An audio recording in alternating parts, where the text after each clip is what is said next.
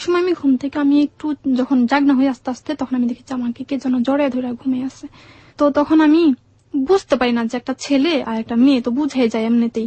তখন আমি করি কি বুদ্ধি করে চুলে হাত দিই, চুলে হাত দিয়া বুঝতে পারি যে সুমন ভাইয়া হতে পারে। তখন আমি তাড়াতাড়ি লাইট জ্বালে আমি দেখে যাই সুমন ভাইয়া। তখন আমি বলি যে ভাইয়া আপনি এটা কি হচ্ছেটা কি এটা? আপনাকে আমি তো ভাইয়ের মতো জানি, আর চিলে করতেছে দেখা কাঁথা দিয়া আমার মুখে চাপ দিয়া ধরে রাখে। এইবার বল কি করবি? আমি যেটা চাচ্ছি সেটা কি সহজ ভাবে আমাকে দিবি, নাকি তোকে একদম মাইরা ফেলে একদম তোকে মাটির নিচে পুঁতে ফেলবো?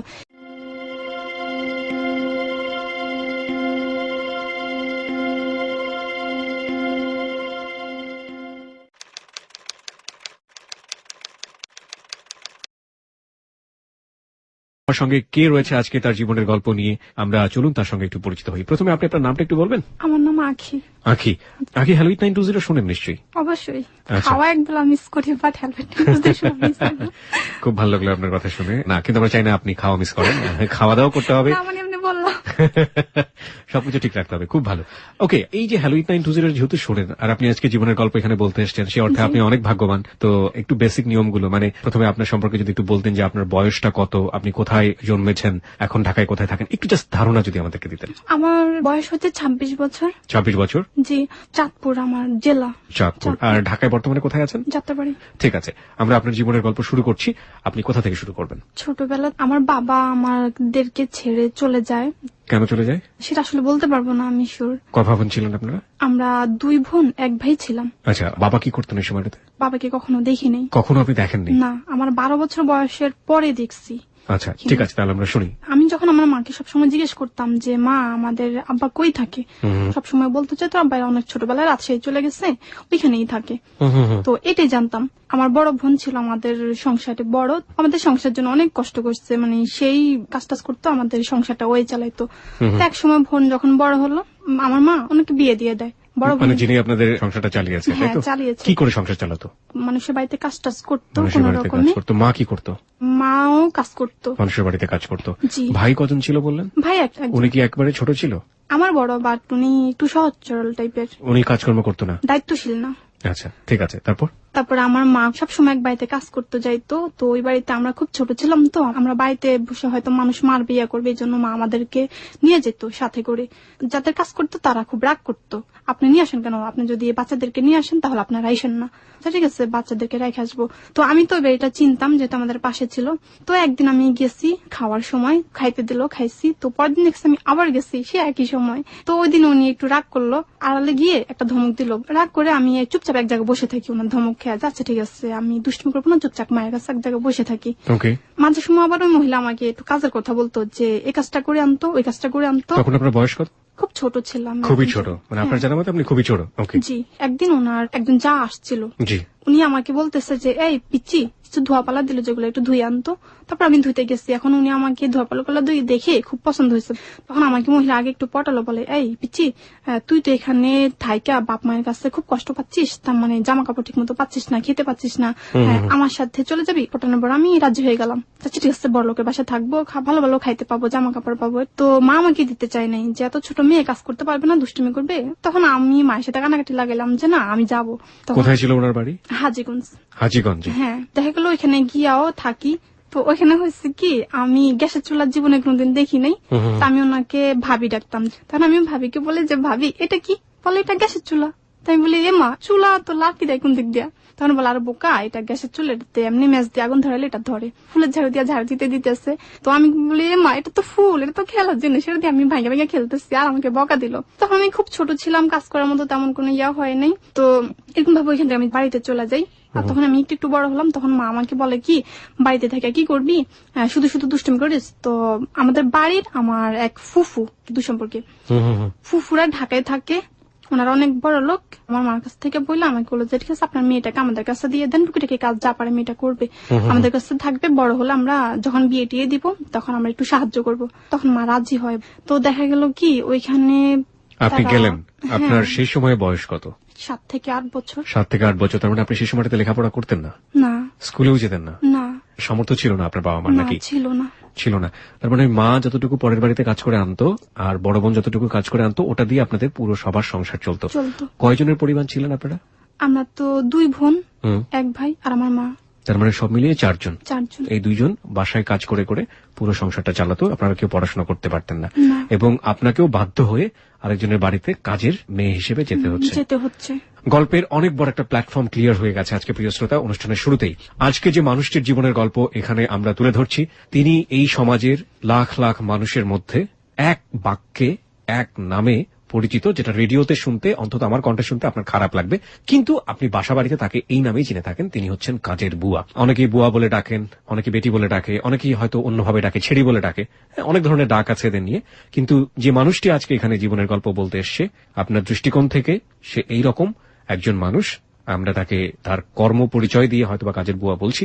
কি তার জীবনের গল্প সেটা আমরা একের পর এক আজকে এখানে আবিষ্কার করব, এবং আশা করছি যারা শুনবেন তাদের অন্তরকে ধাক্কা তো দেবেই দেবে, পুরো সমাজটাকেই অনেকখানি ধাক্কা দেবে। আমরা আপনার কাছে ফিরতে চাই, তবে তার আগে বলতে চাই আমাদের আখিকে যে কোনো সময় দেখার জন্য আপনি চলে আসতে পারেন আমাদের ফেসবুকে। আমরা ওর ছবি দিয়ে দিব। আমাদের ফেসবুকের ঠিকানা facebook.com/hello8920। আমি আবারও বলছি, facebook.com/HELLO8920। ওখানে গিয়ে অবশ্যই লাইক দিতে হবে, এবং লাইক দেওয়ার সঙ্গে সঙ্গেই আপনি hello 8920 মেম্বার হয়ে যাবেন। ওকে, তারপর যখন ওই বাড়িতে কাজ করতে দিল, তখন দেখা গেছে আমার ফুফু আমার সাথে অনেকটা করতো। আপন ফুপু নাকি? মানে উনি যিনি আপনাকে কাজের জন্য নিয়ে গেল, হ্যাঁ, সম্পর্কে ফুপু হতো? সম্পর্কে ফুফু হতো। আচ্ছা। কাজ করতে পারতাম না তো ঠিক মতো, খুব ছোট ছিলাম। দেখা গেছে কাজের ভুল হইলে আমাকে খুব মারতো ধরে। দেখা গেছে আমাকে চাল বাঁচতে দিচ্ছে, চালে যদি একটু মানে যে কালো চালগুলা থাকতো, একটা চাল থাকলে একটা থাপ্পড় খাইতে দিত। মাঝে মাঝে আবার দেখা যেত খাওয়ায়ও খুব কষ্ট দিত। এরপর হইলো কি, একদিন আমি সারাদিন কাজ করছি, রাতের বেলায় কাজটা শেষ করে ঘুমিয়েছিলাম রান্নাঘরে। এরপরে আমার ফুফু করলো কি, তারা কোন এক সময় উঠছে, উঠা ভাতটা খাইয়া তারা নিজেরা ঘুমিয়ে গেছে। আমাকে আর ডাকেও নাই, খাওয়াও দেয় নাই। তো পরের দিন সকালবেলায় ফুফু করলো কি, ডাক্তারের কাছে চলে গেল। আর আমি তো সারা রাত না খেয়েছিলাম। এরপর সকালবেলা প্রায় বেলা 12টা বাজে গেছে। তখন তো আমার খুব খিদে লাগছে। আমি করছি কি, রুমে গিয়ে ওনাদের বিস্কুটের পটে থেকে চুরি করে একটা বিস্কুট এনে খাইছি। তখন বিস্কুটটা খাওয়া শেষ না হইতে হইতেই ফুফু চলে আসছে। চলে এসে পরে আমাকে দেখলো, কি তোর এত বড় সাহস, চুরি করে খাচ্ছিস, বেয়াদব মেয়ে, মানে খুব বকা টকা দিল। ফুফাতো ভাই ছিল একজন, নামটা আমি বলছি না। সেই ফুফাতো ভাইকে দিয়ে আমাকে এমন মারা মারছে ভাইয়া, ওই যে বেতের ব্যাট যেগুলা, তখন আমার খালি পিঠে পুরা দাগ হয়ে গেছে। তারপর একদিন ওনার একটা ফুফাতো বোন আসলো, নামটা ওনার বলছি না। আগে আমি ছোটবেলায় তো মানে কোনো হদিস বদিস ছিল না, তো জামা পরলে জামা চেন আটকাতাম না পিছন দিয়া।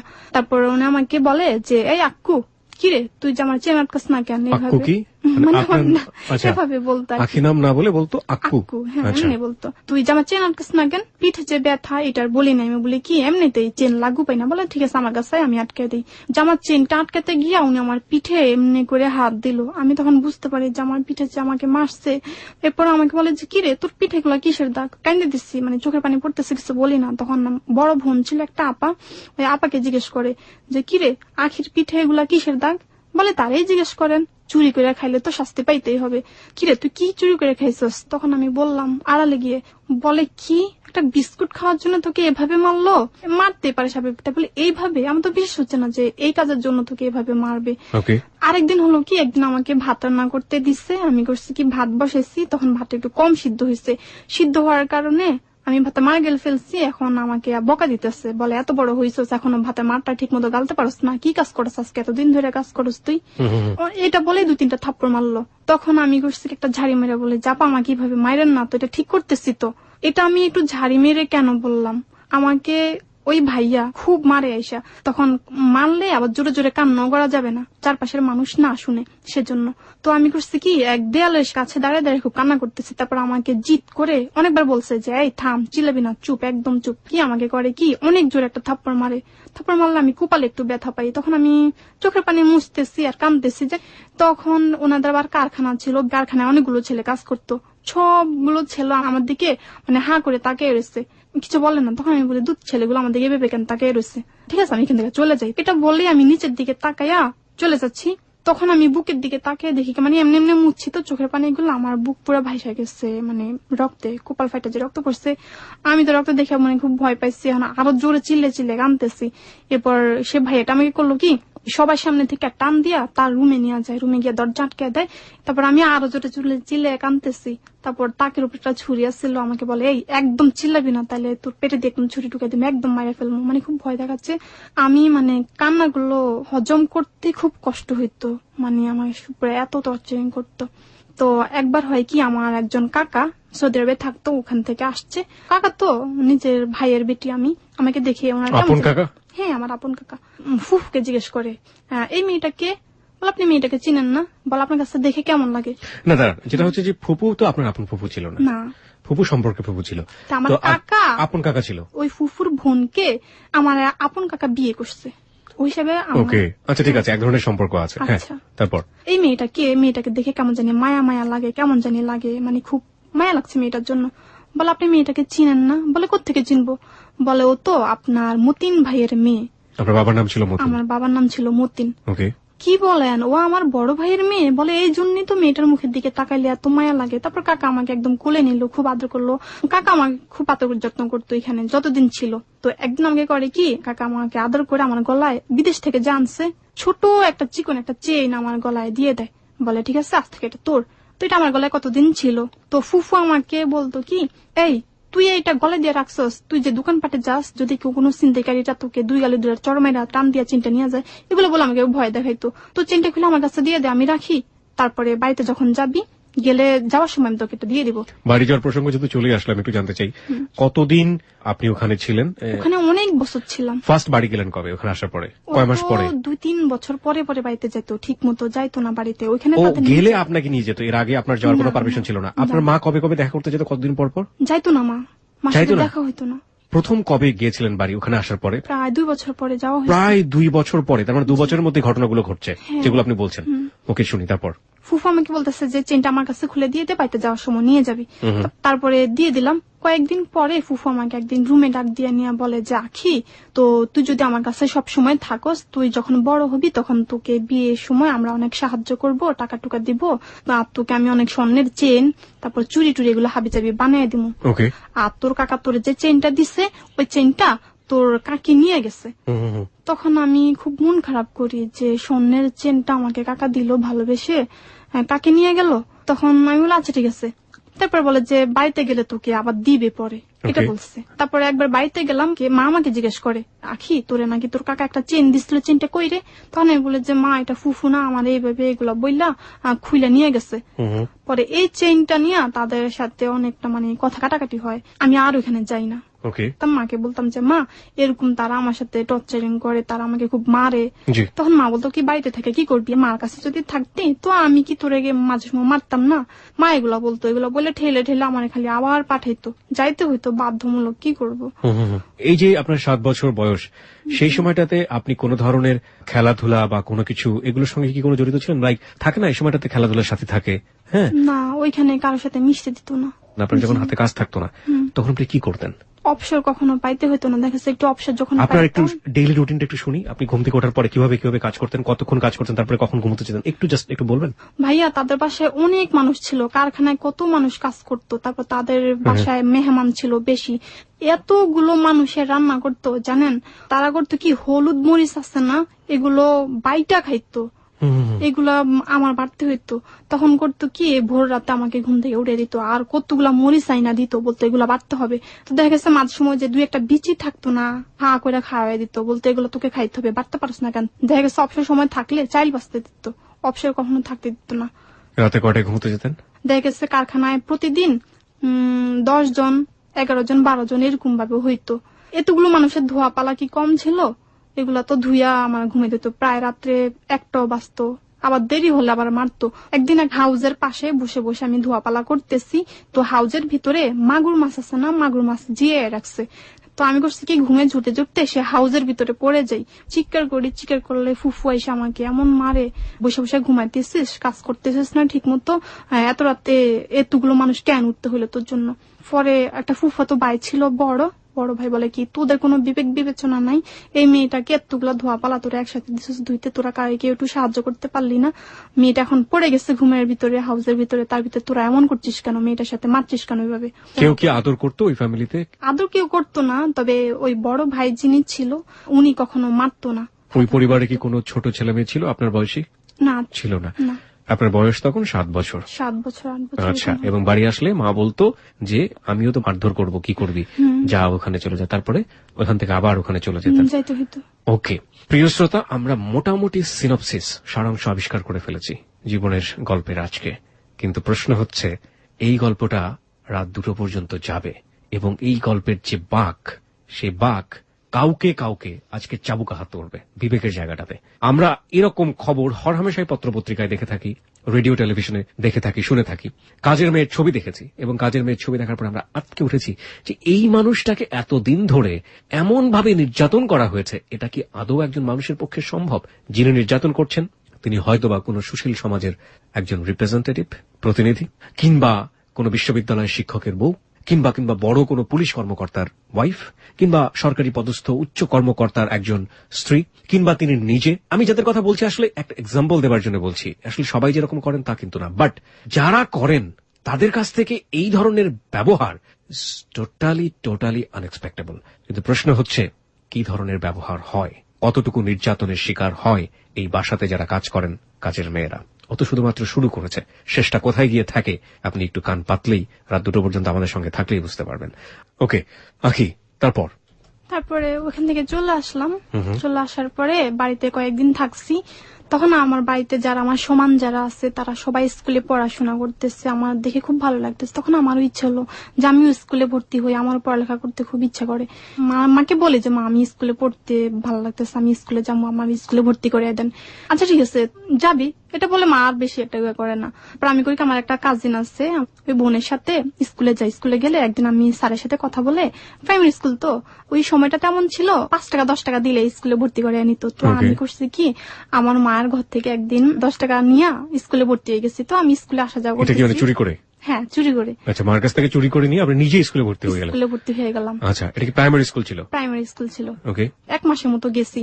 তারপরে একদিন আমার মা স্কুলে আমার জন্য একটা মেয়েকে পাঠায়, বলে আখি তোর মায় বলছে তাড়াতাড়ি এখনো কি জন্য বাড়িতে এসে বসে রয়েছে, তোদের মেহমান আসছে, তাড়াতাড়ি তোকে বাড়িতে যেতে হবে। স্যার কাছ থেকে বইলা ছুটি নিয়ে তাড়াতাড়ি আমি বাড়িতে চলে আসছি। চলে এসে দেখি যে আমাদের ঘরে একজন লোক বসে আছে, উনি আমাকে কোনো এক জায়গায় মানে কাজে দেওয়ার জন্য আর কি বলতেছে। তখন আমার এত খারাপ লাগে যে আমি স্কুলে পড়তেছি, আর আমার এত শখ ছিল আমি অন্তত ক্লাস 5 পর্যন্ত পড়বো, তারপরে না হয় না হলো। তারপরে মা বললো কি, মেয়েরা পড়ালেখা করে কি করে, বিয়ে দিয়ে দিমু, পরের বাড়িতে চলে যাবো, ওই হাড়ি পাতিল এক পাতিলে মাছ তৈব, আর ছেলেদেরকে যদি কষ্ট করে মানুষ করি তাহলে ছেলেরা আমাকে বড় হইলে রুচি করে খাওয়াবে, ছেলেদের সাপোর্ট করে। তখন মা আমাকে বললো কি, ওই বাসায় দিয়ে দিল আরামবাগে। ওখানে উনি ছিল স্কুলের শিক্ষক, আন্টি যাকে বলতাম ম্যাডাম, উনি ওই স্কুলের টিচার, দুজনের চাকরি করতো। তারপরে ওইখানে মা করি আমাকে স্কুলের বইটই সুদ্ধা পাঠিয়ে দেয়, বলে যে ওইখানে যখন যাবি তার তো স্কুলের মাস্টার তোকে ফ্রি এমনি পড়াইতে পারবে, বই খাতা নিয়ে যা। তো ওইখানে আমি বলি যে মা, আপনি যে আমাকে ওইখানে বই খাতা নিয়ে পাঠান, ওইখানে গেলে তো কাজই করাবে, আমাকে কি পড়াবে? বলে তুই যাই দেখো না, তারা কত ভালো মানুষ, এটা বলে পাঠায়। তো কিসের আবার পড়ালেখা, কিসের আবার কি, তারা কাজে করতে হয়েছে। তো দেখা গেছে তাদের বাসাটা এমন ছিল, আন্টি চলে যেত সকাল 8টায়, আর মামা যাকে বলতাম সে হচ্ছে যাইতো বেলা 12টায়। ভাইয়া সুদ্ধা ওনার ছেলে ছিল, বড় ছেলে। তো ওনাদের ছোট একটা ছেলে ছিল, উনি ক্লাস 1 মনে হয় পড়তো, ওর নাম ছিল ফাহিম। তো আগে দেখা যেত কি মামা যাইতো স্কুলে আনতে ফাহিমকে, পরে এখন টোটালি উনি যায় না, উনি বাসে থাকে, আর ওনার ছেলেকে পাঠায় স্কুলে ফাহিমকে আনতে যাইতে। তো এরপরে হলো কি, উনি সবসময় আমাকে মানে লোভ দেখাইতো কেমন, যেমন আমি আমার ফুফুর বাসায় যে আমাকে এভাবে টর্চারিং করতো, আমি একদিন ওনাকে বললাম সে আন্টিকে যে আন্টি, আমি যখন আমার ফুফুর বাসায় কাজ করি ফুফু আমাকে এমন এমন কষ্ট হইতো। বলার পরে উনি এত মানে পুরো চোখের পানি চলে আসে, আর আমাকে জড়ায় ধরে বলে যে ঠিক আছে তোকে এত কষ্ট দিতে, আচ্ছা ঠিক আছে তুই আমার কাছে থাকিস, আমি তোকে বড় হইলে পুরো খরচ দিয়ে বিয়ে দিয়ে দিবো। আমার মেয়ের খুব শখ ছিল, আমার কোনো মেয়ে হয় না, আমার 2টা ছেলে, তুই আমার কাছে ছোটবেলা থেকেই বড় পর্যন্ত থেকে যা। খুব আদর করলো উনি, আমিও রাজি হয়ে যে ঠিক আছে থাকবো। তো এই কথাগুলো তো ওনার হাজবেন্ডের সামনেই বলতো। তো মামা করতো কি, আমাকে এই কথাগুলো আবার রিফ্লাই করে বলতো যে তোর খালাম্মা তোকে বলছে না আমাদের এখানে থাকলে অনেক আদর করবো, তোকে বিয়ের সময় সাহায্য করবো, এগুলা বলতো। বললে আর একদিন আমাকে এত একটা খারাপ কথা বলে ভাইয়া, মানে কি বলবো, খুব একটা বাজে কথা বলে। কে বলে এটা? মামা। দেখা গেছে আমি কাপড় ধুইতেছি, উনি ফট করে বাথরুমে ঢুকে যায়, ঢুকে গিয়ে মানে আমার দিকে কেমন ভাবে জানি তাকিয়ে থাকে। তখন আমি বলি মামা কি কিছু বলবেন, কিছু ধুইতে হবে? বলে তোকে একটা কথা বলার ছিল, আমার কাছে একটু আয় কথা শুন। তখন আমি বলি যে আচ্ছা ঠিক আছে গেলাম। যাওয়ার পর দেখলাম কি উনি মানে আমার সাথে একটা আচরণ করলো, আচরণটা আমার পছন্দ হলো না। তখন আমি মানে খুব ভয় পাই, খুব একটা খারাপ আচরণ করলো। তো দেখা গেল কি এভাবেই শুনি সবসময় আমার সাথে এরকম করতে যেত। তো খারাপ আচরণ বলতে আপনি কি বোঝাচ্ছেন যে এমন ধরনের আচরণ যেটা আলটিমেটলি আপনার জন্য বলাটা খুব মুশকিল? মুশকিল হচ্ছে। প্রিয় শ্রোতা, আপনারা বুঝে নেবেন, ওর জায়গাটা থেকে ওকে যেভাবে আমরা এক্সপ্রেস করতে দিচ্ছি সেটা সবাই। মামার বয়সটা কত ছিল সেই মুহূর্তে? মামার বয়স অনেক ছিল। মানে যে মামার বাসায় আপনি কাজ করছেন সেই মামাই আপনার সাথে এই ধরনের আচরণ করলো। আপনাকে ডেকে নিয়ে কি ধরনের কথা বলেছিল? যে তোকে আমরা সুন্দর সুন্দর জামা কিনে দিব, তোকে চুরি করে না কিনে দিব, আমাদের এখানে থাকলে মানে এগুলো বলে আমাকে শুধু লোভ দেখাতো, মানে কিনে দিব। এবং সেটার জন্য উনি আপনার সাথে অবৈধ কোন ধরনের কাজ করতে চাইতো, তাই তো? সেদিনের সেই ঘটনা, তারপরে আপনি কি বলছিলেন বলুন। তারপর এভাবে করতো প্রায় সময়। আমি নিজেকে করতাম কি ভাইয়া সেফ রাখতে যেতাম। সেফ রাখতাম কিভাবে, বড় ভাইয়া যখন স্কুলে চলে যেত তার আগে টেবিলে সব খাওয়া টাওয়া দিয়ে দিতাম, মানে যাতে আমাকে কোন রকমের না ডাকতে হয়, ঠিক আছে।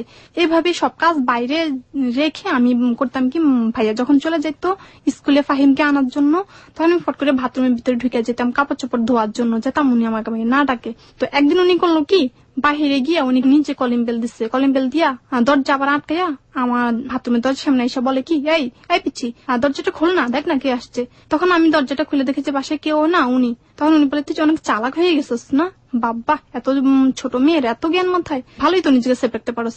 তো এরকম উনি প্রায় সময় খারাপ আচরণ করতে চাইতো। দেখা গেছে আমি ছোট ছিলাম বলতে তেমন কিছু হইতো না, তবে মানে মাঝে সময় মানে জড়াইয়া ধরতো, গায়ে হাত দিত। শরীরের যেসব জায়গাগুলোতে হাত দেওয়াটা অনুচিত সেই সব জায়গাগুলোতে সে হাত দিত, তাই তো? এবং ছোট বলে আপনি যেটা বলছেন আমরা বুঝতে পেরেছি। প্রিয় শ্রোতা, আপনারা নিজেরাও অনেক জ্ঞানী।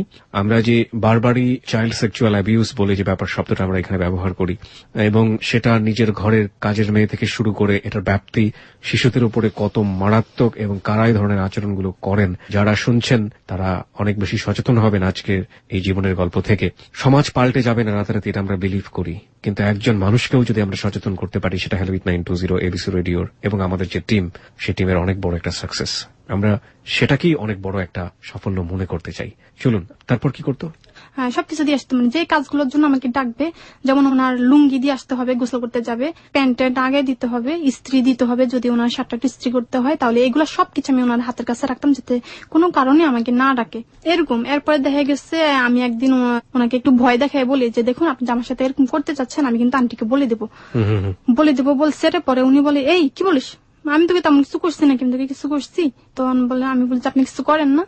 বলে এটা কি কোনো ব্যাপার হলো, এই তোদের মতো ছোট ছোট মেয়েরা, এইটা আবার বলার কি আছে? তো উনি খুব ভয় পেয়ে যায়। তারপর আমাকে বলে যে আমি তোকে অনেক কিছু দিব, অনেক জামা কাপড় কিনে দিব, তোকে টাকা দিব, অনেক বেশি টাকা দিব, প্লিজ তোর আন্টির কাছে এগুলো বলিস না। আপনি একটু আগে বলছিলেন উনি স্কুলের টিচার ছিল? হ্যাঁ, স্কুলের টিচার। উনি দুজনই স্কুলের টিচার, দুজনই স্কুলের শিক্ষক ছিল, তাই তো?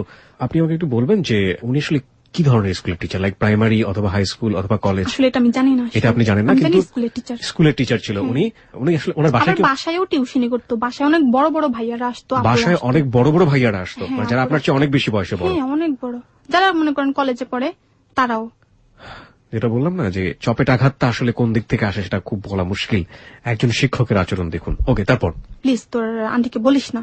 আমি আর বলি নাই, আন্টিকে বলি নাই, ঠিক আছে, বলবো না। তারপর আমার মনে আর কি ছিল যে আমি এখানে থাকবো না, এখানে থাকলে শুধু শুধু এভাবে আচরণ। আপনি অন্য কাউকে বলতেন? লাইক আন্টিকে বলতে পারছেন না, মাকে বললেন বা অন্য কাউকে বললেন, পরিবারের অন্য কোনো সদস্য? পরে বলছি, ওই সময়টাতে আপনি কাউকে পেতেন না? বলতে পারে, বলার কেউ ছিল না তো। আচ্ছা। তারপরে একদিন আমাদের বাড়ির পাশে, মানে যে দাদু আমাকে ওই বাসায় কাজে দিল, ওনার ছেলে একদিন ওই বাসায় গেছে বেড়াইতে, ওনাকেও মামা বলি। তো মামা বাসায় গেছে বেড়াইতে, তখন আমি ওই আন্টিকে বলি, তখন ওই যে মানে জ্যৈষ্ঠ মাসে না জানি কি মাসে যে ছুটি দেয় না, যে আম কাঁঠাল পাকে যখন, মানে তো ওই সময় একটা ছুটি হয় না স্কুলে, তো ওই ছুটির সময় আর কি ওনারা যাবে বাড়িতে। তখন তার আগে ওই মামা গেছে, তখন আমি ওই আন্টিকে বলি যে আন্টি আমি একটু বাড়িতে যাই, আপনার তো কয়েকদিন পরে যাবেন, তো আপনাদের সাথে আমি চলে আসবো, আমি একটু মামার সাথে যাই। বলে কি বলিস তুই, আন্টি তো খুব ভালো ছিল। বলে না তুই মেয়ে মানুষ, তোকে আমি এইভাবে চাইতে দেবো না। তখন আমি বলি আন্টি কি হবে, মামা তো মামাই, ওনার সাথে গেলে কিছু হবে না। মনে আর কি বলে যে আপনার বাসায় তো আমি এত বেশি হচ্ছি। তারপর উনি আমাকে যাইতে দেয় না। তারপর একসময় অনেক কান্নাকাটি করে যে না আমি যাবোই, আমি এখানে থাকবো না, কান্নাকাটি করছি, পরে দিছে, গেলাম। পরে আমি আমার মাকে বললাম, যে তখন মা আসলে কোনো মাই চায় না যে তার মেয়ে এভাবে হোক। তখন মা আমাকে বলে তুই কি বলিস, তুই মিথ্যে বলছিস? আমি বলি মা বিশ্বাস করেন আমি মিথ্যে বলি না। তখন মা বলে আচ্ছা ঠিক আছে তাহলে তুই এখানে যাবি না? আমি বলি না আমি যেতে চাই না, ভালো লাগে না, ওখানে আমি কাজ করবো না। তখন মা করলো কি, যে মহিলা আমাকে বাসায় কাজে দিচ্ছে ওই মহিলার কাছে আমাকে আমার মা নিয়ে গেছে। নিয়ে যাবার পর মা বলে যে আম্মা আপনি দেখেন তো, আপনি আমার মেয়েটাকে যে বাসায় কাজে দিচ্ছেন দেখেন তো ওই বাসার লোক আপনার কি হয়, উনি দেখেন কি সব আচরণ করছে আমার মেয়েটার সাথে। ওই দাদু আমাকে আর কি আড়ালে নিয়ে জিজ্ঞেস করে যে এই মেয়ে, তোর সাথে আমার ভাই কি কাজ করতো? ওনার আবার ভাই হয় উনি। তারপর আমি বলি যে দাদু আপনার ভাই তো আমার সাথে এসব আচরণ করতো। উনি আমাকে মানে উল্টা পাল্টা বকা দিল। এই মেয়ে তুই কি বলিস? আমার ভাই যে ভালো, আমার ভাই কখনো কাজ করতেই পারে না, বাসা বাড়িতে কাজ করতে ভালো লাগে না, বাড়িতে থাইকা পান্ডাগুলি মারবি আর খাবি, সেইটা বল। শুধু সে আমার ভাইয়ের নামে এত মানে অপবাদ দিচ্ছিস কেন? বেয়াদব মেয়ে, মানে বকা টকা দিতেছে উল্টা পাল্টা। তখন আমি বলি দেখুন বিশ্বাস করেন আমি মিথ্যে বলছি না, সত্যি বলছি, আপনার ভাই আমার সাথে সব আচরণ করে। তো আমি বলি দেখুন আমাদের তো কাজ করেই খাইতে হবে, আমরা যেখানেই হোক কাজ তো করতেই হবে। তো আমি মিথ্যে বলে কি হবে? উনি আমাকে বলে যে যা যা এখন যা, যত সব ফকিন্নির দলেরা এমনই মিথ্যা বলে। এটা বলে বকা টকা দিয়ে আমাকে বের করে দেয়। তারপর আমার মাকে বলে যে দেখুন আপনার মেয়ে হয়তো বাসে যাওয়ার ভয়ে, কাজ করার ভয়ে আপনাকে মিথ্যে বলছে। আমার ভাই কখনো এমন হতে পারে না, আর আপনার মেয়ের কোন দেখতে রূপ বায়া পড়ে, আপনার মেয়ে তো তেমন কিছু না, আর আমার ভাইয়ের বউ কত সুন্দর, আপনার মেয়ের দিকে এমনি বুঝি চোখ বাড়াবে, যত সব বাজারের কথা। এগুলো বলে আমার মাকে পটায়। তখন মাও আমাকে একই কথা বলে যে হ্যাঁ ওই তুই মিথ্যে বলছিস। খুব দুঃখ লাগে যে মাও আমাকে বিশ্বাস করলো না, ওই মহিলার যেটা বললো সেটাই বিশ্বাস করলো। তো খারাপ যখন লাগে, এরপর আমি বলি যে দেখুন মা আমাকে অন্য কোনো বাসায় কাজে দেন, তবু আমি এই বাসায় কাজ করবো না। বিশ্বাস করেন আমি এই বাসায় কাজ করতে আমার ভালো লাগে না, আমার এইসব আমি চাই না, সুন্দর সুন্দর জামাও চাই না, গয়নাগাটিও চাই না, টাকা পয়সাও চাই না, আমাকে ভালো কোনো একটা বাসায় কাজ করতে দেন। মাকে এসব বললে মা আচ্ছা ঠিক আছে যাবি না যখন যাইস না। কয়েক মাস বাড়িতে থাকি, থাকার পর আমি করলাম কি, আবারও আমার পড়ালেখার প্রতি একটা ইচ্ছা ছিল ভাইয়া, যে আমি পড়ালেখা করবো, আমি একটু বড় হব, বড় হয়ে আমি খুব একটা বড় হওয়ার শখ ছিল, যে আমার ছোট ভাই বোন যারা স্কুলে আসা যাওয়া করতো তাদেরকে দেখে আমার খুব মানে যেটা বলে হিংসা হইতো, যে আমারও তো পড়ালেখা করতে ইচ্ছা করে, আমার তো বড় হইতে ইচ্ছা করে, তারা পড়ালেখা করার জন্য কত চেষ্টা করে কিন্তু আমার মা আমাকে পড়ালেখা করার সুযোগ দিচ্ছে না। এটার জন্য আমার খুব দুঃখ হইতো মায়ের উপর। তারপরে হচ্ছে কি ব্রাক স্কুল আছে না, ব্রাক স্কুলে ভর্তি হয়ে যাই। আপনি শিক্ষকের বাসা থেকে ফাইনালি চলে আসলেন ওখান থেকে, তাই তো? মানে এরপরে আপনি আর কাজ করেননি, এসে ব্র্যাকেট স্কুলে ভর্তি। কোন শ্রেণীতে ভর্তি হলেন? ক্লাস 3-তে। ক্লাস 3-তে ভর্তি হলেন, ওকে। তারপর যেহেতু আমি আগে ওই যে বললাম আমার একটা মেধা ছিল কি ভাইয়া, ওই যে বাসায় যখন কাজ করতাম, যখন ছোট ছোট বাচ্চারা যখন পড়তো তখন আমি শুনে শুনে শিখে ফেললাম। তারপরে আমি তো অক্ষর চিনি না, তখন আমি করলাম কি চুরি চুরি করে বই নিয়ে যেতাম, বই নিয়ে আমি রাত্রেবেলা চুরি করে করে পড়তাম, মানে অক্ষরগুলো চিনা আর কি আমার, তো অনেক কিছু পারি। তো আমি ক্লাস 3-তে ভর্তি হয়ে গেলাম। ওইখান থেকেও একই অবস্থা, তাও এখান থেকে আইনা মা আমাকে বাসায় কাজ করতে দিয়ে যায়। তখন আমার খুব কষ্ট লাগে মায়ের প্রতি। আবার এটাই হচ্ছে কি, আমার ভাইকে খুব পড়ালেখা করানোর জন্য খুব আগ্রহ। ভাই কিন্তু যে যারে বলে ভাদাইমা টাইপের পড়ালেখা করতে চাইতো না, কিন্তু আমি পড়ালেখা করতে চাচ্ছি, আমাকে পড়ালেখা করার সুযোগ দিচ্ছে না, অথচ ভাইয়ের পিছনে প্রচুর শ্রম দিতেছে। এটা আমার কাছে খুব মানে হিংসা লাগতো। যাই হোক ওইখান থেকে চলে আসার পরে মা আমাকে আর মিরপুরে আমাকে কাজে দিল। ওই বাসায় সবাই খুব মোটামুটি, কেউ খারাপ আচরণ করতো না। তো ওই বাসায় একটা পিচ্চি ছিল, পিচ্চিটা ছোট ছেলে, ওনার নাম ছিল রায়হান। তো রায়হান ছেলেটা আমাকে খুব মারতো, সবসময় মারতো। তখন আমি কান্নাকাটি করতাম খুব, মানে আন্টিকে বললাম, আন্টিও মারতো, বকা টকা দিত। ছেলেটা খুব রাগী ছিল। তো একদিন হলো কি, তাদের বাসায় মেহমান আসলো, মেহমান আসার পরে আমাকে ওই রায়হান বলে যাই আমাকে চা বানিয়ে দিত, আমি চা খাবো। তখন আমি বলি যে দেখো ভাইয়া বাসায় তো চা পাতা নাই, চা পাতা যেটা ছিল দিয়ে চা বানিয়ে ফেলছে, এখন বাসায় অনেক চা আছে, তুমি ওটাই খাও। বলি না আমাকে এখন তরতাজা চা বানিয়ে দিতে হবে, ওই বাসি চা আমি খাবো না। বলি দেখো এটা বাসি না, এটা কতক্ষণ আগে বানাইছি। বলে না হবে না। আমি যে বললাম চা পাতা নাই, এজন্য বলে কি অল্প থাকতে কেন বললি না, এখন কেন নাই বলতেছো, সামনাসামনি ফকির পাইছিস আমারে, মানে এগুলা বলে ইয়ে করতেছে। এরপর করলো কি ভাইয়া, যে স্টিলের স্কেল আছে না, স্টিলের স্কেল, হ্যাঁ, স্কেল দিয়ে আমারে হাতের এই দিকে ভাইয়া এত মারে, কি বলবো। এক সময় এমন হয়ে যায়, ওই যে লাল কলম দিয়ে আঁক দিলে যেমন হয়ে যায় ঠিক এমন হয়ে গেল। আন্টি বলে আচ্ছা ঠিক আছে, এটা যখন এত আনাজি করতেছে, ঠিক আছে তুই দোকানে যা, দোকান থেকে চা পাতা নিয়ে আয়, তারপর তারে তুই থামা, মেহমান বাসা থেকে যাক, তারপর আমি তাকে দেখতেছি। এটা বলে আমাকে দোকানে পাঠায়। দোকানে গিয়ে দেখি যে দোকানটা বন্ধ। তখন আমি করছি কি, দোকানের সামনে ব্যথার চোটে দাঁড়া দাঁড়িয়ে কান্না করতেছি, অনেকক্ষণ কান্না করতেছি। তখন আমি দেখলাম কি, আমার একজন লোক এসে, মানে খুবই স্মার্ট লোকটা, আমাকে এসে বলে যে এই বাবু কি তুমি এখানে দাঁড়িয়ে দাঁড়িয়ে ভাবে কাঁদতেছো কেন, তুমি তোমার ব্যাপার কি? তখন আমি বলি না এমনিতেই। বলে তুমি কি কোনো বাসায় কাজ করো? হ্যাঁ একটা বাসায় কাজ করি। বলে বাসা চিনো না নাকি মেরেছে বলে এখানে এইভাবে দাঁড়িয়ে আসো? তখন লোকটা আমি বললাম যে দেখুন যে মামা অমুক বাসায় কাজ করতাম, তো ওইখানে এই ছেলেটা আমাকে এভাবে মারলো, আমাকে এখন দোকানে পাঠিয়েছে চা পাতার জন্য, আমি এসে দেখি দোকানটা বন্ধ, হ্যাঁ আজকে আমি বাসায় চলে যেতেছি। বলে তুমি পাশে কাজ করো, চা বানিয়ে দিতে পারো না বলে তোমাকে এই জন্য এইভাবে মারলো? বলে ইসি রে কেমন অবস্থা, এই জানো আমি কে, আমাকে দেখে তোমার কি মনে হয়? তখন আমি দেখে বলি যে আপনাকে তো অনেক ভালোই ভদ্র মানুষ মনে হয়। বলে আমি কে, আমার পরিচয়টা তুমি জানতে চাইলে না একবারও? তখন আমি বলছি কি আপনি? বলে আমি একজন স্কুলের মাস্টার, অসহায় তোমার মতো যারা আছে এমন তাদেরকে আমি এভাবে নিয়ে যাই, নিয়ে গিয়ে স্কুলে ভর্তি করে দেই, যারা স্কুলে পড়তে চায় তাদেরকে স্কুলে পড়াই, আর যারা মাদ্রাসা লাইনে পড়তে চায় তাদেরকে মাদ্রাসা লাইনে পড়াই। পড়ানোর পর একটু যখন হয় তখন তাদেরকে কোন একটা চাকরি বাকরি দিয়ে দেই, তারা নিজের মতো নিজেরা চলে। মানে এরকম একটা লোভ দেখালো আমাকে। এই লোকটাকে আপনি আগে থেকে চিনতেন না? না না চিনতাম না। তো ওই মামাটা আমাকে এসব বলে যাচ্ছের কাছে তুই কি আমার সাথে যাবি? তখন আমার ওই মাও একবার বুঝাই দিচ্ছে যে ওইখানে এইভাবে চুরি ভাওতাবাজি দিয়া বাচ্চাদেরকে নিয়ে যায়। তখন ওই কথাটা আমার মনে হলো, তখন আমি বলি যে না মামা আমি আপনার সাথে যাবো না। বলে ও যাবি না, আচ্ছা ঠিক আছে তাহলে যা, বাসে কাজ করতে যা, আর এইভাবে মাইর খা। একসময় আমি দেখছি কি লোকটা আমাকে ছেড়ে চলে যাচ্ছে। তখন আমি বলি ধুর, যদি এভাবে মানে ধোকাবাজি হইতো তাহলে কি আমাকে এইভাবে ছেড়ে চলে যেত, যেভাবে হোক নিয়ে তো চাইতো, এরকম একটা ফিল হলো আমার ভিতরে। তখন আমি বলি যে না মামা আমি আপনার সাথে যাবো। এটা বলে লোকটার সাথে আমি নিজে যাই, যেহেতু আমার পড়ালেখা করার শখ ছিল এর জন্য আমি বলি যে ধুর ওইখানে গেলে ভালোই হবে, খারাপ হবে না, আমি এক সময় সমাজে মাথা উঁচু করে দাঁড়াতে পারবো। তারপর গেছি, যাবার পরে লোকটার সাথে আপনি যাওয়া শুরু করলেন? হ্যাঁ চলে গেছি লোকটার সাথে। চলে কোথায় গেলেন? লোকটা আমাকে নিল কি একটা বস্তি এলাকায় একটা বাসায় নিয়ে গেল। বাসায় যখন নিয়ে গেছে তখন একটা মহিলার কাছে আমাকে দিল। প্রিয় শ্রোতা, এই পর্যায়ে আমরা ছোট্ট একটি বিরতি নিতে চাই, ফিরে আসবো ঠিক রাত 12টার সংবাদের পর, 12:06। আপনারা সবাই শুনছেন ক্লোজ আপ প্রেজেন্স হ্যালো 8920। আরজি কিবরিয়া রয়েছে আপনার সঙ্গে রয়েছে আরজি শাকিল, এবং আজকে আমাদের জীবনের গল্প শোনাচ্ছে আমরা যাদেরকে সমাজে কাজের বুয়া বলি, সেরকম একজন কাজের বুয়া বন্ধু আমাদের, নাম হচ্ছে আখি। আখির জীবনের গল্প শেষ পর্যন্ত কোথায় গিয়ে দাঁড়ায় ইভেন ইউ কান্ট ইমাজিন, আপনি চিন্তাও করতে পারবেন না। এবং এই আখি সমাজের অসংখ্য অসংখ্য হাজার হাজার লাখ লাখ গৃহকর্মীর চিত্রকে আজকে এখানে ফুটিয়ে তুলবে। আমরা কাজের বুয়া বলছি শব্দটা এই কারণে যে আমরা সেটাই বলি, কিন্তু গৃহকর্মীরা বলি না। আর ইন জেনারেল সেন্স আমরা বলছি গৃহকর্মী। আমরা সেই গৃহকর্মীদেরকে চিনে নেব আজকে ওর কথার মধ্য দিয়ে। একজন মহিলার কাছে নিয়ে দেয়, সেই মহিলাটাকে দেখি না আমার কেমন যেন মানে সন্দেহ। মহিলাটাকে নিয়ে গিয়ে কিভাবে দিল, কি বললো? তারা ঢাকাইয়া ভাষায় কথা বলে, তখন আমি ছোট ছিলাম তো ঢাকাইয়া ভাষা আমি বুঝি না। ওকে, মানে একটা কথা আমি বুঝতে পারছি যে মহিলা বলে এত কচ্ছি মাল কোত্থেকে আনছো? তো উনি বলে যে পাইলাম পথে, কিন্তু আমি সব কথা তাদের বুঝি না।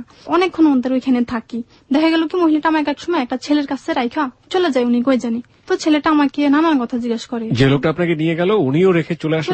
আচ্ছা, মহিলাটাও কোন একটা ছেলেকে আপনার কাছে রেখে চলে গেল? হ্যাঁ, ওকে, কই জানি চলে গেল, মহিলাটা আর আসে না।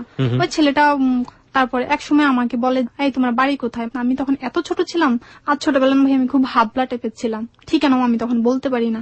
আমাকে যখন এটা সেটা জিজ্ঞেস করতেছি আমি ঠিক মতো উত্তর দিতে পারতেছি না। তখন এক সময় আমি বুঝতে পারি যে তারও মনে হয় যেন হাব বাপ ভালো না, এটা একটা নিয়ে বুঝতে পারি।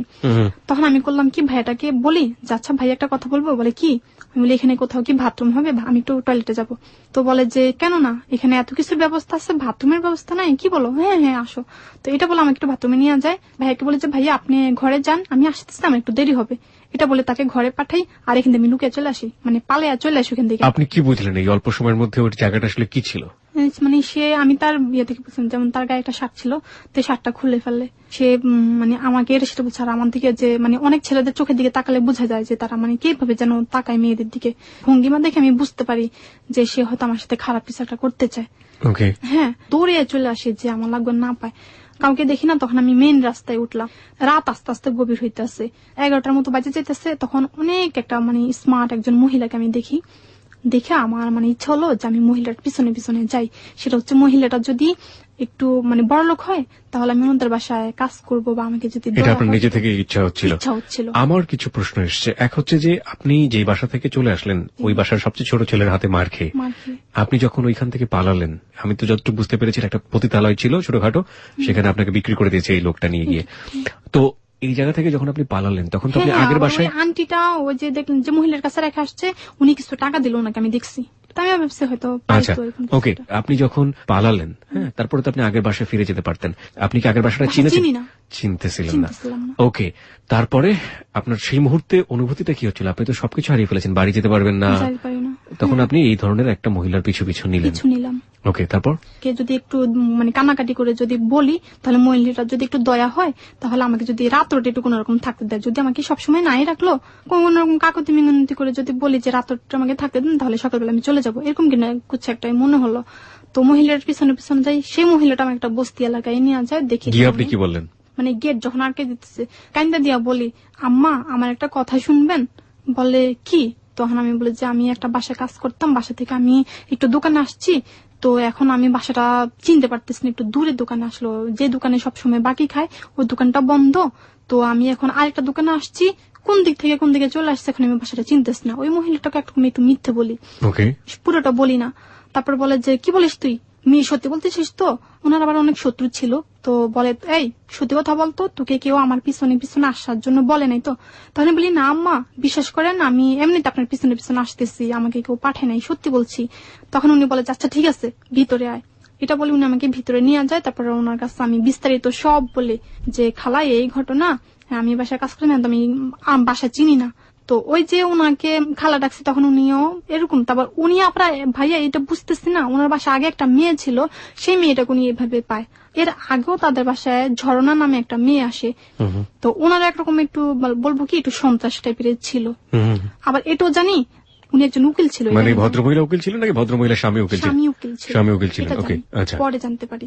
তখন বাসায় নিয়ে যা আমাকে খাইতে দিল, খাইলাম। মানে আমার কথাবার্তা শুনে উনি বুঝতে পারে যে আসলে তো এটা হাবলা টাইপের, ঠিক মতো ঠিকানা বলতে পারে না।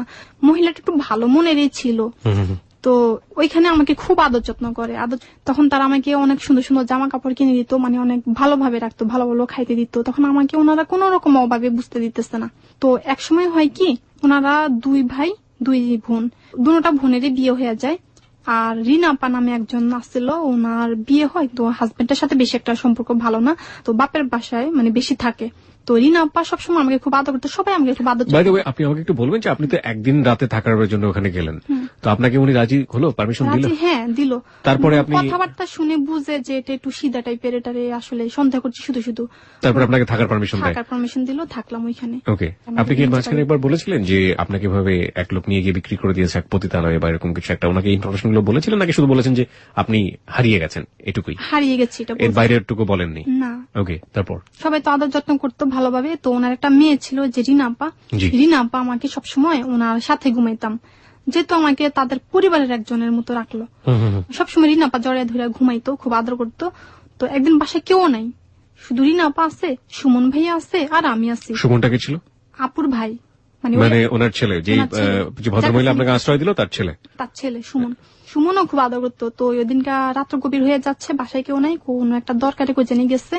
তো রিনা আপা আমাকে বলে কি আখি যা তুই গিয়ে ঘুমিয়ে থাক। তখন আমি গিয়ে ঘুমিয়ে থাকি। তখন এটা আবার হচ্ছে কি, যে রুমে আমি থাকি সেই রুমে হচ্ছে দুইটা খাট, একটা রুমে দুইটা খাটের মধ্যে দেখা গেল এক রুমে থাকতো সুমন ভাইয়া, আর এক খাটে থাকতাম আমি আর রিনা আপা। তো ওই রুমে আবার পড়ার টেবিলও ছিল, সুমন ওই রুমে পড়তো। আপা আমাকে বলে যে তুই গিয়ে ঘুমিয়ে থাক, দেখেছে সুমন ভাইয়া পড়তেছে, পড়ে উনি ঘুমিয়ে থাকবে। তো আমি একসময় ঘুমিয়ে যাই। তারপরে একসময় আমি ঘুম থেকে আমি একটু যখন জাগনা হয়ে আস্তে আস্তে, তখন আমি দেখেছি আমাকে কে যেন জড়ায় ধরে ঘুমিয়ে আছে। তো তখন আমি বুঝতে পারি না যে একটা ছেলে আর একটা মেয়ে, তো বুঝে যায় এমনিতেই। তখন আমি করি কি, বুদ্ধি করে চুলে হাত দিয়া বুঝতে পারি যে সুমন ভাইয়া হতে পারে। তখন আমি তাড়াতাড়ি লাইট জ্বালে আমি দেখে যাই সুমন ভাইয়া। তখন আমি বলি যে ভাইয়া আপনি এটা কি হচ্ছেটা কি এটা? আপনাকে আমি তো ভাইয়ের মতো জানি, আর আপনি আমার সাথে এ আচরণ করছেন, এটা কি হচ্ছে? এইভাবে চিল্লাইতেছি। উনি বলে যাই চুপ, একদম চিল্লাবি না, চিল্লালে একদম তোকে মাইরে ফেলবো। তুই জানিস তোকে এই রুমের ভিতরে আমি যদি উধাও করে ফেলি, কেউ তোকে খুঁজতে আসবে না, কেউ তোকে খুঁজে পাবেও না, তুই কিন্তু খুব ভালো করে জানিস। আমি আবার এটাও জানি তাদের বাসায় তাদের সাথে কোন একজন পার্টির সাথে শত্রুতা ছিল। তখন এটা নিয়ে তাদের অনেক মারামারি হইতো অনেক সময়। তো সুমন ভাইয়ের রুমে একটা স্টিলের আলমারি ছিল, স্টিলের আলমারির পিছনে অনেকগুলো মনে করেন ছোট ছোট অস্ত্র, ধারালো দাও, তারপর ছুরি টুরি অনেক কিছু থাকতো। মারামারি তাদের খুব কঠিন, তাদের উকিল ছিল, তাদের ইয়েটা অনেক বড়। তো এক সময় আমাকে এটা দিয়ে খুব ভয় দেখা যায়, তোকে একদম এই রুমের ভিতরে মেরে ফেলবো। আর তাদের বস্তি এলাকা তো মাটির ঘর ছিল, বলে তোকে একদম মাটির নিচে ফুঁতে ফেলবো, এটা বলে আমাকে খুব ভয় দেখায়। তারপর আমি বলি যে না মারে ফেললাম, তারপর আমি এরকম কিছু একটা করবো না, এটা আমি মুখে বলি, কিন্তু আসলে তখন মৃত্যুগত ভয় পাচ্ছি। তো মানুষের যে ভাইয়া ল্যাপের নিচে কাঁথা গায়ে দিয়ে ঘুমায় না, আমাকে এক সময় করে কি চিল্লাচিল্লি করতেছে দেখা কাঁথা দিয়ে আমার মুখে চাপ দিয়া ধরে রাখে। এইবার বল কি করবি? আমি যেটা চাচ্ছি সেটা কি সহজ ভাবে আমাকে দিবি, নাকি তোকে একদম মাইরে ফেলে একদম তোকে মাটির নিচে পুঁতে ফেলবো। এখানে না তোকে কেউ খুঁজতে আসবে না, বুঝছিস? তুই কিন্তু জানিস না আমাদের বাসায় ঝর্ণা নামে একটা মেয়ে ছিল, সেই মেয়েটার কথা আমি বলছি না, তবে বুঝতে পারবি তোকে যা করবো। এরকম ভাবে আমি একটা ভয় দেখালো। ভয় দেখানোর পরে ভাইয়া আমি জানের ভয়ে বলি যে আচ্ছা ঠিক আছে, কিন্তু মনে মনে আমি চাচ্ছি না, ওনার সাথে কাজটা করতে চাচ্ছি না। খুব ছোট ছিলাম। ছোট ছিলেন মানে আপনার বয়স তখন কত? 10-11 হবে। 10-11 বছর বয়স। ওকে, এরকম হবে। তারপরে মনে মনে বলছি যে আল্লাহ তুমি আমাকে শয়তানের হাত থেকে বাঁচাও। তার অবস্থা দেখে ভাইয়া খুব ভয় পাই যে হায় আল্লাহ আমাকে তো মায়েরই ফেলবে, মরেই তো যাবো আমি, মানে এরকম একটা ভয় হয় তাকে দেখে। হঠাৎ করে রিনাপা চলে আসলো। রিনাপা চলে আসে বলে কি, এই তোর দরজা আটকায় ঘুমিয়ে গেছস কি, আমাকে ঘুমাইতে দিবি না, খোল দরজা খোল। এটা বলে দরজা ধাক্কায়। তো লাইটটা তখন অফ ছিল, মানে ও খালি আমার কাছে গেছে, মানে এখনো কিছু করতে পারে নাই, এরকম একটা সিচুয়েশন। তো রিনাপা যখন আসলো সে তাড়াতাড়ি আমাকে রাইখা সে তার বিছানায় চলে গেছে, ল্যাপটপ বিছায় সে ঘুমিয়ে গেছে। ঘুমানোর পরে আস্তে আস্তে নিজে উঠে আসছে। উঠে এসে বলে কি রে তুই ঘুমাস নাই, তাহলে এখানে কে ঘুমে রয়েছে? বলে তুই দেখস না আমি আসছি। বলে আর আমি তো পরে টইরা আমি ঘুমে রয়েছি, আর এখানে কে ঘুমেছে? আখি মনে হয়। ও আমি ভাবছি তুই এসে ঘুমিয়ে গেছিস। কিছু একটা বলে তার বোনকে বুঝ দিয়ে দিল, আর সে বুঝাচ্ছে যে সে এতক্ষণ ঘুমিয়েছিল, চোখ মুখ ডইলা উঠছে। রিনাপার কিছু বুঝতে পারলো না, তখন রিনাপা এসে ঘুমিয়েছিল। তখন রিনা কি বড় ছিল? বড় ছিল, ভাইয়ের বড় ছিল। অন্যদিন আবার আমাকে বলে যে দেখ তুই ব্যাপারটা কাউকে কিন্তু বলবি না কিছু, ঠিক আছে? তাহলে তোকে দেখিস। মানে ওই মুহূর্তে আপনি রিনাকে ওই জিনিসটা বলেননি? না বলিনি। ভয়ে বলেননি? হ্যাঁ ভয় বলিনি। আপনি আমাকে একটু বলবেন যে ওই যে বাসাটায় আপনি উঠলেন, আপনি তো আপনার গ্রামের বাড়ির ঠিকানা জানতেন? জানতাম না। গ্রামের বাড়ির ঠিকানা আপনি জানতেন? জানতাম না ভাইয়া, খুব হাবলা টাইপের ছিলাম আমি ছোটবেলায়। মানে ব্যাপারটা কি হলো তাহলে? সারা জীবনের জন্য তো আপনি নিখোঁজ হয়ে যাওয়ার মতো অবস্থা। নিখোঁজ হয়ে যাওয়ার কথা। আমি ঠিক জানি না এর পরবর্তীতে আপনি আপনার গ্রামের ঠিকানা পেয়েছেন কিংবা বাকি পেলেও কিভাবে পেয়েছেন, আমি সেগুলোতে যাবো। ওকে, তারপর? তো এরপর আমি ভাইয়াকে বলি যে ভাইয়া প্লিজ আপনি আমার সাথে কখনো এমন ধরনের কিছু আর বলবেন না। বলে ঠিক আছে বলবো না। আরো কিছুদিন গেলে দেখা গেছে মানে তাদেরকে কেউ যেন দাওয়াত করে, দাওয়াত করলে তারা সবাই যায় সে বিয়েতে। সুমন আবার এখানে ইয়া ছিল কি, তাদের মানে সংসার দায়িত্ববান ছিল, যেমন চাবি টাবি তার কাছে রাখতো। তো সুমন সেদিন তার আম্মা থেকে চাবিটা নিয়ে নেয়। চাবিটা নিয়ে সে করলো কি, ফট করে তা কাউকে না বলে বাসায় চলে আসে। তখন আমি করলাম কাজটা সবকিছু শেষ করে ভাত খেয়েছি। ভাত খেয়ে আমি একটু রেস্ট নেবো বলতে একটু ঘুমাবো। আসে তো সে মানে বাসায় তার অবস্থা, মানে আমি তো জানি যে একটু ইয়া আমাকে নিশ্চয়ই কিছু একটা করতে আসতেছে, মানে এরকম আমি বুঝতে পারি। তখন আমি এই রুম থেকে ওই রুমে যাই, ওই রুম থেকে ওই রুমে যাই।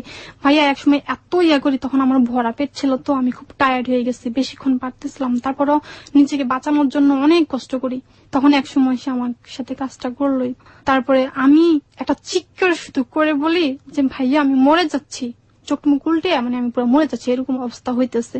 আমি ওর সাথে তো অজ্ঞান হয়ে যাই। সে করলো কি আমাকে রাইখে এভাবে চলে যায়। তখন আমি একটু পরে যখন উঠি দেখি যে আমার পাশে একটা পানির গ্লাস, আমার মুখে টুকু অনেক পানি ছিটানো, আর মানে ভয়ে তালা টালা আটকে আমাকে খুব ভালোভাবে রাইখা চলে যায়। চলে যাওয়ার পরে আমি মানে খুব কান্না করি তখন ঘরে একলা বসে বসে, যে এটা কি হচ্ছে আমার সাথে, এরকম কেন হচ্ছে, যেখানে যাই সেখানে এমন হচ্ছে।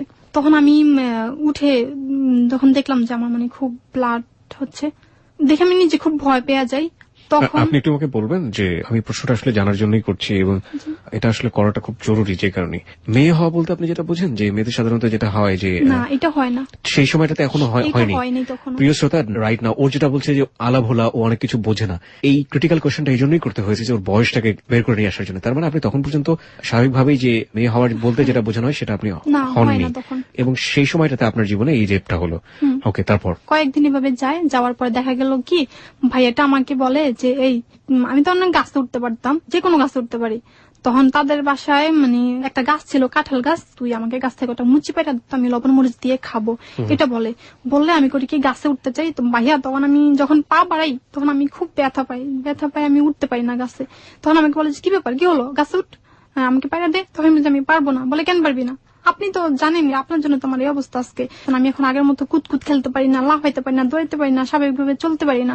আপনি এটা তো বললেন, তার আগে আপনি আমাকে বলেন যে ওই যে ঘটনাটা ঘটলো, এই ঘটনা ঘটার পরে আপনি সুস্থ হলেন কিভাবে? ওখান থেকে ওঠার পর আপনি কি দেখলেন? দরজাটা বন্ধ ছিল, তারপর কাকে গিয়ে বললেন? কোন ধরনের ওষুধ পেলেন কিনা? না, কিছু পাইনি আমি। মানে নিজেকে সামলাতে খুব কষ্ট হচ্ছে। মানে কষ্ট হলো বলে আমি যখন একটা চিৎকার করার সাথে সাথে আমাকে ছেড়ে দিচ্ছে। আমি যখন ওনাকে বলছি যে আপনি তো আমার অবস্থা করছেন, তখন এভাবে দেখা যায় কি আস্তে আস্তে ছেলেটা আমার প্রতি মায়া লেগে যায়। মায়া লেগে মানে উনি বুঝতে পারে যে আমার এর আগে কখনো কারোর সাথে এই ধরনের সম্পর্ক হয় নাই। তো উনি এর আগে আমাকে জিজ্ঞেস করছে যে তোর কি এর আগে কখনো কারোর সাথে এমন কোনো ইয়া হয়েছে? আমি বলি যে না, হয় নাই। বলে আচ্ছা ঠিক আছে। তো এরপরে হয়েছে কি, আস্তে আস্তে ছেলেটা আমার প্রতি মায়া পড়ে যাচ্ছে। একদিন হলো কি, ভাই আমাকে জিজ্ঞেস করে যে আচ্ছা আখি, তোকে একটা কথা বলতে চাই, সেটা হচ্ছে আমি তো তোর ক্ষতি করছি, আমি যদি তোকে পুষিয়ে দিই সেটা কি হবে না? বলি পুষিয়ে দিবেন মানে কি, কি বোঝাতে যাচ্ছেন? বুঝি না আমি। বলে তুই বুঝিস না? আমি বলি না, আমি বুঝি না কিছু। তখন আমাকে উনি একটা কথা জিজ্ঞেস করলো, বলে আচ্ছা মেয়েদের একটা সমস্যা হয়, সেটা কি তোর হয়? কি সেটা বুঝি না তো, কি এটা কি বোঝাতে যাচ্ছেন?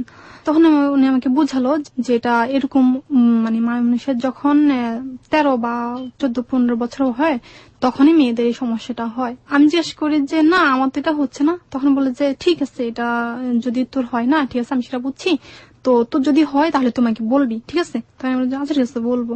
হইলে কিভাবে কি করতে হবে, কিভাবে কি না করতে হবে, এগুলো এইভাবে বলে। আচ্ছা, এই জাতীয় যে এডুকেশনের ব্যাপারটা বা আপনাকে যে বলার ব্যাপারটা, এটা যে ফ্যামিলিতে ছিলেন ওই মহিলা কি কখনো বলেছে, বা এই বয়সে জিজ্ঞেস করতো, কিন্তু আমি বুঝতাম না। তো ওই মহিলা জিজ্ঞেস করতো আপনাকে? হ্যাঁ। জিজ্ঞেস করতো, আপনি কি বলতেন? আমি বুঝি না কিছু, খালা কি এটা আমি বুঝি না। তো আপনাকে কিছু বলতো না? না, কোনো আমি আইডিয়া দিত বলতো না? যে যদি হয় তাহলে আমাদেরকে বলিস, আমরা তখন বুঝিয়ে দেবো, যেহেতু তোর এটা হয় না এখনো তুই কিছু বুঝবি না, মানে সুমন যেভাবে বললো ওভাবে বলতো? হ্যাঁ। একটা এডুকেশন দেওয়ার ব্যাপারটা থাকতো। ওকে, দ্যাটস রিয়েলি ফাইন। তারপর এক সময় আমাকে ছেলেটা বলে যে দেখ আখি, তুই নিজেকে যেভাবে পারিস চেপে রাখিস, আর তোর যদি এই সমস্যাটা হয় তাহলে তুই আমাকে বলিস, আমাদের ফ্যামিলিতে যা বলার আমি পরে বলবো, তুই তো এখন অনেক ছোট, এখন আমার কিছু বলার মতো তেমন কোনো মুখ নেই আমার, আর আমি তোর যে ক্ষতি করছি প্লিজ তুই কথাটা কাউকে বলিস না। তখন আমি আপনি কি বুঝতেন যে ক্ষতিটা কি হয়েছে বা কি ধরনের ক্ষতি, কি কেন বলছে ক্ষতি, এগুলো কি ডিটেল বুঝতেন? একদিন আমি ওনাকে বলি যে ভাইয়া, আপনি যে সেদিন আমাকে এইভাবে ফালিয়ে রেখে চলে গেলেন, সেদিন আমি যদি মরে যেতাম তাহলে আপনি কি করতেন, আমাকে আপনি কিভাবে সামলাতেন, কি কোথায় ফেলে দিতেন, কোথায় আমাকে কবর দিতেন, এভাবে কিছু জিজ্ঞেস করি। বলে তুই মরস নাই যখন, আর মরবিও না, তুই বেঁচে ছিলি কেন জানিস? আমি বলি কেন? বলে আমার জন্য। এটা যখন খুব সহজ ভাবে বলছে তখন আমি একটু বুঝতে পারি যে হয়তো আমাকে ভালো লাগছে বা আমার মায়ায় পড়ে গেছে। তখন আমি কাউকে ব্যাপারটা বলি না, আমাকে নিষেধ করতে বলার জন্য আমি আর বলি না। আচ্ছা ঠিক আছে। দেখা গেছে এরপর অনেকবার সুযোগ হয়েছে ভাইয়া, যে ও আমার সাথে ইচ্ছে করলে আরো করতে পারতো, কিন্তু তারপর আর করে নাই। তখন একদিন বাসায় তাও কেউ ছিল না, তখন আমাকে বলে যাখি, আমি যদি আজকে তোর কাছ থেকে সেই সুযোগটা চাই, দিবি আমাকে? তখন আমি বলেছি ভাইয়া কি বলেন, সেদিন আমি মরে যেতে নিয়েছিলাম, আজকে তো আমি টোটাল এমনিতেই মরে যাবো ভাইয়া। তারপর থেকে আমি ছেলেদেরকে খুব ভয় পেতাম ভাইয়া, মানে একা দেখলে আমি খুব ভয় পেতাম, আমি নিজেকে খুব কষ্ট করে চেপে রাখতাম। ওই যে মানে যেমন লুকে থাকা, যেমন ঘরে পানি থাকতো না, অন্য বাসা থেকে পানি আনতে হতো, যেমন সাপ্লাইয়ের পানি, তো পানি আনতে যেতাম, নয়তো দেখা গেছে কোন একটা কারণে দোকানে চলে যেতাম, ওর হাত থেকে যেভাবে নিজেকে বাঁচিয়ে রাখা যায়। তখন সে আমাকে বলে যে দেখ, আমি বুঝি যে তুই আমার ভয়ে, আমি যখন একা থাকি তখন তুই বাসা থাকিস না, কোন একটা ওজোর দিয়ে চলে যাস, এরকম কোনো দরকার নেই। আমি তোকে কথা দিচ্ছি, আমি কখনো তোর সাথে আর এরকম করবো না, আজ থেকে তোর সব দায়িত্ব আমার, এরকম ভাবে একটা ইয়া দেয়। এখানে অদ্ভুত একটা ব্যাপার ঘটছে। নোট অন দ্যাট পয়েন্ট প্রিয় শ্রোতা। সুমনের আচরণটাকে আপনারা ভালোভাবে দেখবেন না খারাপ ভাবে দেখবেন আমরা নিশ্চয়ই জানি না, তবে আমরা ঠিক জানি না, আমরা একটা গেস পয়েন্ট করতে পারি, লাইক আমরা অনুমান করে নিচ্ছি যে ওর যে কুমারিত্ব, সেই কুমারিত্বর প্রতি হয়তো সুমনের একটা অন্য ধরনের ফিলিংস কাজ করেছে, যে লাইক ওর যেটা ধারণা ছিল যে মেয়েটা কুমারী না বা মেয়েটা অন্যরকম, সেই জায়গাটা থেকে ওর একটা ধারণা চিন্তা ভাবনা করেছে যে মেয়েটা যেহেতু কুমারী, সুতরাং ওর প্রতি এক ধরনের সফটনেস কাজ করেছে, বা জানি না, হয়তো বা হতেও পারে এরকম কিছু একটা, but he is acting like this, that is the reality, এবং এই রিয়েলিটিকে সামনে নিয়ে আমরা যেতে চাই। আমরা বারবারই বলি যে জীবনের গল্প এতটাই বেশি নাটকীয়, এখানে অনুমান করার কোনো সুযোগ নেই যে কাকে আপনি ভিলেন বানাবেন বা কাকে আপনি ভালো মনে করবেন। হোয়াট হ্যাপেন, একটা মানুষ যখন খারাপ কাজ করে ভালো কাজ করে, দুটোকেই সেভাবে আমরা দেখি, কারণ জীবনে যা ঘটে সেটাই বাস্তবতা, এবং বাস্তবতাকে আমরা বাস্তবতার মতো করে তুলে ধরি। সেটা কখনো কখনো সুপার ক্লাইম্যাক্স, কখনো কখনো একেবারেই ক্লাইম্যাক্স না, কখনো কখনো শান্ত নদীর মতো, একেবারে স্রোতহীন একটা নদীর মতো বয়ে যাওয়া একটা জীবনের গল্প। কিন্তু এট দ্য এন্ডে গিয়ে আমরা কিছু শিখি, সেই শেখার জন্য আপনাদেরকে একেবারে জীবনের গল্পের শেষ পর্যন্ত অপেক্ষা করতে হবে। তারপর অনেকদিন পরে তার বড় ভাইয়ের একটা গার্লফ্রেন্ড বিয়ে করবে, সবাই জানে তার ব্যাপারটা, গার্লফ্রেন্ডকে নিয়ে আসে বাসায়। তো সেদিন বাসায় অনেক মানুষ ছিল, দেখা গেছে যে যার মতো যেখানে পাশে ঘুমাইছে, কিন্তু আমি ঘুমানোর কোনো জায়গা নাই। আমাকে খালা এক সময় বলে যে আখি, তুই তো ছোট মানুষ, যা তুই তো সুমন ভাইয়ের কাছে গিয়ে ঘুমা। তখন আমি বলি যে না, আমি সুমন ভাইয়ের কাছে ঘুমাবো না। বলে কেন, কেন ঘুমাবি না? তাই আমি বলি যে আমি তো ঘুমের ভিতরে মানে গড়াগড়ি করে বেশি, ভাইয়া তো খুব রাগি, দেখেছে কখন আমাকে ধরে একটা থাপ্পড় মারে গিয়ে বলবে, এই জন্য আমি ঘুমাবো না। কিন্তু আমি তারপরে ওনাকে বলি নাই কিছু, যেহেতু এখন আর আমার সাথে এরকম কিছু করছে না বা করবে না কখনো, এটা বলছে। তো আমাকে বলে যে মামা, ওনাকেও মামা বলি, খালার হাজবেন্ড যিনি ওনাকেও মামা বলি, মামা আমাকে বলে যে আচ্ছা ঠিক আছে, আখির যাতে কোথাও ঘুমানোর কোনো জায়গা নাই, ঠিক আছে তাদেরকে আমাদের বিছানায় নিয়ে চলো, মানে খালাকে বলে। তখন খালা বলে আচ্ছা ঠিক আছে, হয়ে গেল। তো এরপর আমাকে নিয়ে গেল। তো এক সময় হয় কি যে মানে রাতে 2:30 বাজে, তখন ঘুমাইছে কিভাবে, খালা ঘুমাইছে এক পাশে, আমাকে অন্য পাশে, আর সে মামা মাঝখানে ঘুমাইছে। তখন এক সময় আমি দেখি যে আমি তাও ঘুমের মধ্যে এভাবে দেখতে পারি যে মামা কোন এক সময় খুব অসম্মান ভাবে আমাকে ধরে ঘুমিয়ে আছে। তখন আমি হচ্ছে হয়তো ঘুমের তালে ভাবে আচ্ছা ঠিক আছে, হ্যাঁ একটু লাড়াচাড়া দিই তাহলে হয়তো চলে যাবে, এরকম কিছুটা। তো আমি যখন একটু লাড়াচাড়া দিই, ফট করে হাত সরার ফেলে আমার গা থেকে। এক সময় আমি বুঝতে পারি যে উনি ইচ্ছে করে করছে, কারণ একটু পর পর আবার আসছে, একটু পর পর আবার আসছে। আমি যতবার মানে বাধা দিই বা হাত সরে দিই আমার গা থেকে, একটু পর আবার মানে দেখি একই অবস্থা। ওই একই বিছানায় তো ওনার স্ত্রীও ছিল? হ্যাঁ ছিল। তখন আমি ওনাকে একসময় বলি, মানে খুব খারাপ ভাষায় বলি আমি যে এখানে আমি এইভাবে বলি যে আপনার তো ওই পাশে ওয়াইফ আছে, ওনার কাছে না গিয়ে আমার সাথে এরকম করতেছেন কেন? ভাইয়া বিশ্বাস করবেন, উনি আমাকে বলে কি যে প্রতিদিন এক তরকারি খেতে ভালো লাগে না। ভাইয়া এই কথাটা যখন আমাকে বলে মানে এত খারাপ লাগে ভাইয়া, বিশ্বাস করবেন, মানে কি বলে মানুষের সাথে তরকারি। ওনার স্ত্রী কি তখন ঘুমিয়েছিল? হ্যাঁ ঘুমিয়েছিল। উনি জোর করে আমাকে মানে মুখে চাপ দিয়ে ধরে রাখে, তারপরে মানে কিভাবে যেন আমাকে খুব মানে সামনে। আর অন্যদিকে ভাইয়া আমি মান সম্মানের ভয়ে চিল্লাচ্ছি না, যেহেতু বাসা অনেক বাড়ি ভর্তি লোকজন। তখন একসময় সে তার এই যে সিনেটা আছে না, এটা আমার মুখের কাছে ছিল। আমি একসময় করি কি জিত করে তাকে এখানে একটা কামড় মারি, তো সে আমাকে ছাইড়া দেয়। তখন আমি ওনার কাছ থেকে উঠে চলে আসি, বিছানা থেকে নামা চলে আসলে আমি করে কি মানে না যাওয়ার জন্য বাধা দেয়, আমার হাতের মধ্যে ধরলে আমি করি কি আবার ওনার হাতে ধরি, আমার জিদ যে আমি আরেকটা কামড় দেবো। তখন আমাকে ছেড়ে দিলে আমি করি কি দরজা খুলে চলে আসি, কিন্তু মেন গেটে তালা মারা। আর আরেকটা কথা হচ্ছে এত রাত আমি এখন যাবো কোথায়, রাতে তখন স্ত্রী তো পাশে ছিল, চাইলে ওনাকে জাগিয়ে তুলতে পারতেন। জাগাই নাই আমি চলে আসছি রুম থেকে। তখন আমার ইচ্ছা যে এখানে আস্তে আস্তে ছেলেটার প্রতি আমার একটু একটু ভালো লাগা জমছিল, আর অন্যদিকে এই লোকটা আমার সাথে আচরণ করতেছে, ধুর আমি এখানে থাকবো। আমি একটু জানতে চাই আপনার কাছে বেডের পজিশনটা কি ছিল, লাইক উনি মাঝখানে ছিলেন, ওনার স্ত্রী বাম পাশে ছিল, আপনি ডান পাশে ছিলেন, ব্যাপারটা কিরকম? নাকি সাধারণত যেটা হতো উনি মাঝখানে ছিল, ওনার স্ত্রীটা পারমিশন দিয়েছিল? না উনি ঘুমাচ্ছে, ওনার ঘুম খুব ভারী ছিল। সাধারণভাবে একজন সচেতন স্ত্রী হলে যেটা করতে পারতেন যে উনি আপনাকে আপনার পাশে রাখতে পারতেন, লাইক উনি মাঝখানে আছেন, আপনি ওনার ডান পাশে ঘুমাচ্ছেন, ওনার হাজবেন্ড ওনার বাম পাশে ঘুমাচ্ছেন। তারা এইভাবে ঘুমাইছে, কোন এক সময় হতে পারে উনি এইভাবে কোন রকমে চলে আসছে, তাদের হাজবেন্ড ওয়াইফের ব্যাপারে সেটা অন্য ব্যাপার, এরকম তো হতে পারে। মানে বাই দ্য ওয়ে উনি যেটা করেছেন যে ওনার হাজবেন্ডকে আপনার পাশে শুতে দিয়েছেন, এবং প্লাস হচ্ছে উনি নিজেও শুয়েছেন, কিন্তু উনি ঘুমাচ্ছেন। কি ভাইয়া তাদের পরিবেশটা একটু অন্যরকম ছিল কি, আমি আপনার একটু দিই, মা বাবা ভাই বোন তারা একজন একজনের সামনে মানে কিছু কথা বলতেছে, মানে এটা চিন্তা করে না যে কার সামনে কি বলতেছি, মানে তারপরে ইয়াটা ছিল খুব খারাপ বলতে মানে তাদের কারো কোনো ইয়া করতো না, যে যেভাবে পাচ্ছে সেভাবে বলছে। বাবা কি করতেন? বাবা যিনি আপনার সাথে ধরনের কাজটা করলেন রাতের বেলা, পেশায় কি করতেন? পেশায় কি উকিল ছিল, পেশায় তিনি একজন অ্যাডভোকেট ছিলেন। আর তার স্ত্রী পেশায় কি ছিলেন, যিনি আপনাকে আশ্রয় দিলেন? কিচ্ছু ছিল না। ওকে, তারপর আমি রাত্রেবেলা ঘর থেকে চলে আসি, চিন্তা করি যখন এত রাত আমি কই যাবো। যাওয়ার পর আমি মনে করি কি ওই নাদের ওই বস্তিতে আরেকটা ঘরে এক রুমে 2টা মেয়ে থাকে, ওনাদেরই, উনি বাড়িওয়ালার। তো তারা দুনো বোনে চাকরি করে, তো এক বোন রাতে ডিউটি করে আর বোনে দিনে ডিউটি করে। তো রাতে যে বোন ঘরে ঘুমাচ্ছে আমি সেই বোনের কাছে যাই, গিয়ে আমি বলে যে আপা আপনার রুমে কি জায়গা আছে, আমি একটু ঘুমাতে পারবো? উনি প্রথমে বলে কি ব্যাপার, তুমি এত রাতে আসবা, আমি তোমাকে কিভাবে ঘরে নেই? তখন দেখেন আমাদের ঘরে তো অনেক মেহমান, ঘুমানোর জায়গা হচ্ছে না। বলে তুই এতক্ষণ পর্যন্ত থাকতে পারলি আর এখন উঠে আসলি কেন, নিশ্চয় কোনো কারণ আছে। তখন ভাইয়া আমার হয় কি মানে যে মানে এদিকে কাইটা যায় গলার নিচে, এখানে মানে হাতের নোকের ইয়া লাগে, যেটা উনি করেছিল। হ্যাঁ, তখন উনি এটা দেখে বুঝতে পারে, কিন্তু আমি তখন ওনাকেও কিছু বলতে চাই না। আমার ইচ্ছা যে আমি এখান থেকে পরের দিন সকালবেলা যেদিকে 2 চোখ যায় সেদিকে আমি চলে যাব। উনি আমাকে একসময় জোর করে জিজ্ঞেস করে যে বলতে হবে, বল, তাহলে আমার থাকতে পারবি না, চলে যা, যেখান থেকে আসছিস সেখানে চলে যা। প্রিয় শ্রোতা, আমরা এই জায়গায় ছোট্ট একটা বিরতি নিতে চাই। ওকে, ফিরি আপনার কাছে। আপনি যেটা বলছিলেন যে ভদ্রমহিলার কাছে আপনি আশ্রয় চেলেন, তিনি আপনাকে জোর করছিল যে আসলে কি ঘটেছে সেটা জানার জন্য। তারপরে বাধ্য হয়ে আপুটার কাছে বলি, আপুটাকে আমি নিষেধ করি যে আপু প্লিজ আপনি কাউকে বলেন না। আপুটা ওই লোকের সম্পর্কে কি হতো? কিছু হতো না, ভাড়া থাকতো ওনাদের বাসায়। ওকে, এই আচরণ খালুয়া। উনি কি গার্মেন্টসে কাজ করতো না? মেয়েটা পলিথিন বানাইতো আর কি। পলিথিন বানাইতো। উনি কি ম্যারিড ছিল? জানি না। 2 বোন এক বাসায় থাকতো। 2 বোন একই বাসায় থাকতো। হ্যাঁ। ওকে, ঠিক আছে। তারপর যেখানে আশ্রয় চাইলেন ওখানে কোনো পুরুষ মানুষ নেই? না, ছিল Okay. না। তো আপুটাকে যখন নিষেধ করলাম যে আপু কাউকে বলেন না প্লিজ, আমি কালকে সকালে এখান থেকে চলে যাবো, আমি এখানে আর থাকবো না। আর একটা হচ্ছে কি ভাইয়া, ওইখানে জায়গাটা এমন ছিল অনেক, মানে আমি তখন একটু উঠতি বয়স ছিল তো, মানে অনেক ছেলেরা ভাই আমাকে খুব ডিস্টার্ব করতো, আমার দিকে শুধু বাজে নজরে তাকাইতো। আর আমি শুধু সুমন ভাইকে বলতাম। ওইখানে আমি আরেকটা ঘটনা বলি ভাইয়া, সেটা হচ্ছে কি একদিন ওনার মামা আসলো। মামা আইসা আমাকে বললে যে এইটা আবার নতুন মাল, এইটা আবার কোত্থেকে আসলো। তখন আমি ওনার মুখের দিকে তাকিয়ে থাকি।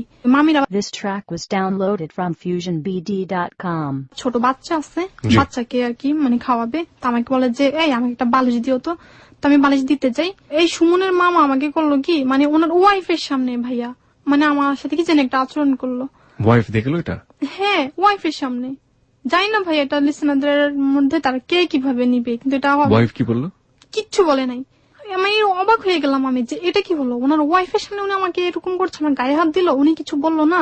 তখন আমি বলি ধুর মামা এটা কি হলো, মানে ওনাকে একটা ঝাড়ি দিলাম, ঝাড়ি দিয়ে বলে কি এ মা কি পিচ্ছি, কি অবস্থা করতেছে, কি হয়েছে, এটা কোনো ব্যাপার হলো, মানে এমনি বলে। তখন আমি বলি আপনাদের কাছে এটা কোনো ব্যাপার মনে হচ্ছে না। তখন আমি ওখান থেকে মানে কান্না করে মানে চোখের পানি ফালাই দিয়ে ভাইয়া চলে আসি। একটু পরে মামি আমাকে আবার ডাকে, তখন আমি বলি যে মামি আপনিও আমাকে কিছু বললেন না।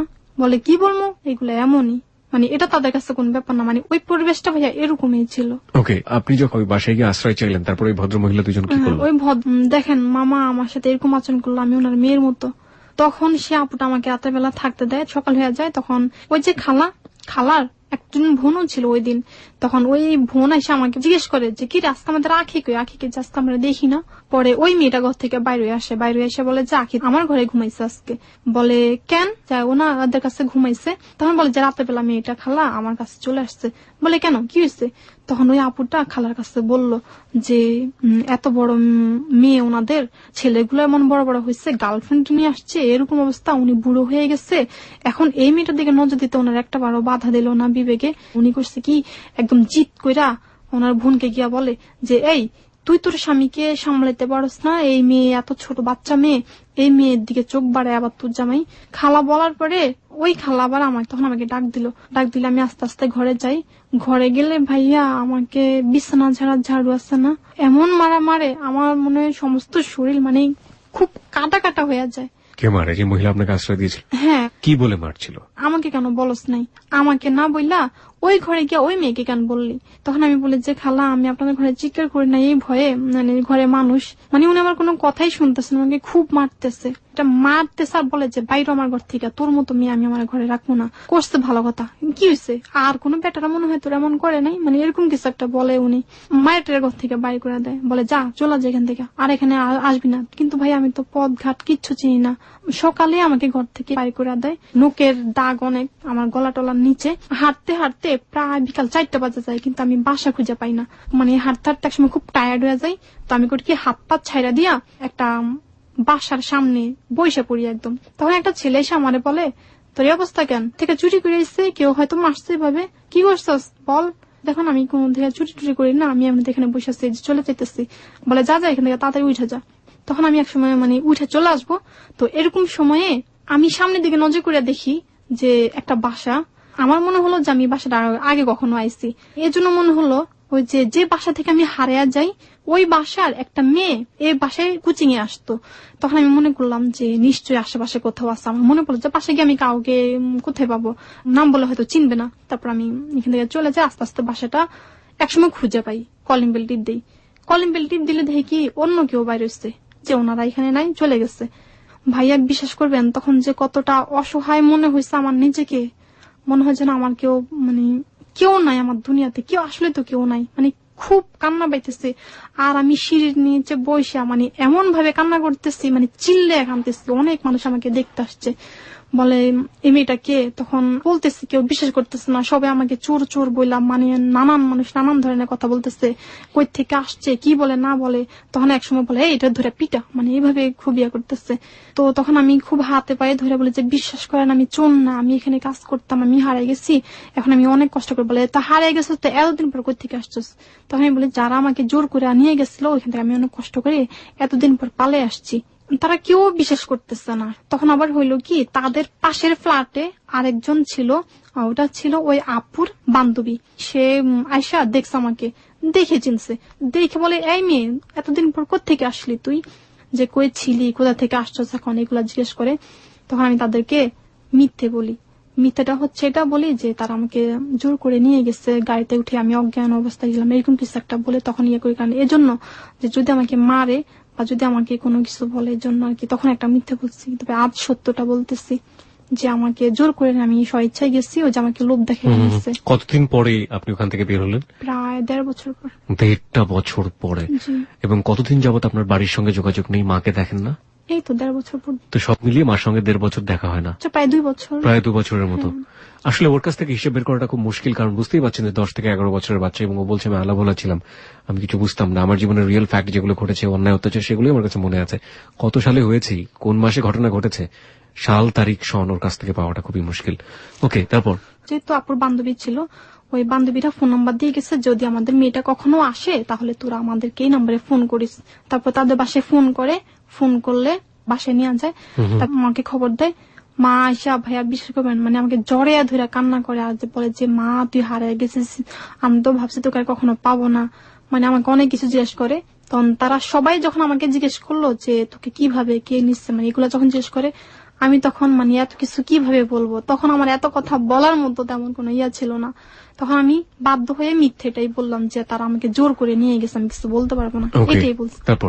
তারপরে মা আমাকে নিয়ে গেল বাড়িতে। তারপর দেখা যায় বাড়িতে কিছুদিন থাকার পরে দেখা গেল মা আমাকে, তাও সংসারের হয়তো অভাবে মাও মানে আমাদেরকে খাওয়াতে পারছে না, দেখতে পারছে না, এজন্য মা আমাকে চিন্তা করলো যে আরো একটা বাসায় কাজ দিবে। তখন আমি মায়ের সাথে খুব খারাপ ব্যবহার করি, যে আপনি কেমন মা, আপনাকে এমন ধরনের বললাম যে জায়গায় জায়গায় আমাকে এভাবে ধর্ষণ করা হয়, এভাবে এমন কিছু হয়, মানুষের লাত্তি উষ্টা খাই আসতেছে, এ পর্যন্ত আপনার একটু দয়াময় হয় না, আপনি তাহলে কাজে যান, হ্যাঁ আমি আর কোনো জায়গায় কাজ করতে যাবো না, মানে মার সামনে এভাবে খারাপ কাজ করি। তাই আমি বলে যে দেখুন আমার মনে হয় এমন, আপনাকে যদি কেউ 1000-500 টাকা দিয়া বলে আমাকে দেওয়ার জন্য, কেউ আমাকে নিয়ে মজা করবে, আনন্দ ফুর্তি করবে, আপনার মনে হয় সেটাও পারবেন, আপনি তেমন মা। এরকম আপনি করে বলতেন? হ্যাঁ আপনি করে বলতাম। আমি তখন এইভাবে রাগের চলে খুব খারাপ কথা বলি। তো মা খুব কষ্ট পায় আমার কথায়, যে আমার বড় মেয়ে কখনো আমাকে এভাবে বলে না, আর তুই এভাবে বলছিস, তুমি কি রুজি করে কয়দিন খাওয়াইছিস। তখন মায়ের প্রতিও আমার খুব একটা ইয়া ছিল না, যেহেতু মা কখনো আমার কষ্টটাকে বুঝতে চায় না, বাড়িতেই থাকবো, না খেয়ে থাকবো। তখন আমি প্রায় 1 থেকে 1.5 বছরের মতো বাড়িতে থাকি। মা আমার সাথে তখন অনেক খারাপ ব্যবহার করে, ভাইয়া এত খারাপ ব্যবহার করে যেটা আসলে বলার মতো না। একসময় এমন দেখা যায়, তখন আমার বড় বোনও মামার বাসায়, আমার বড় বোন কাজ করতো আগে, তো একসময় আমার সে বোনটারও বিয়ে হয়ে যায়। বিয়ে গেলে তখন একটা কথা ছিল কি, আমার বোনের তখন 20,000 টাকা ছিল, টাকাটা ছিল আমার বোনের। টাকাটা যখন ছিল তখন আমাকে বলছে যে ওই টাকাটা দিয়ে আমাকে বিয়ে দিবে।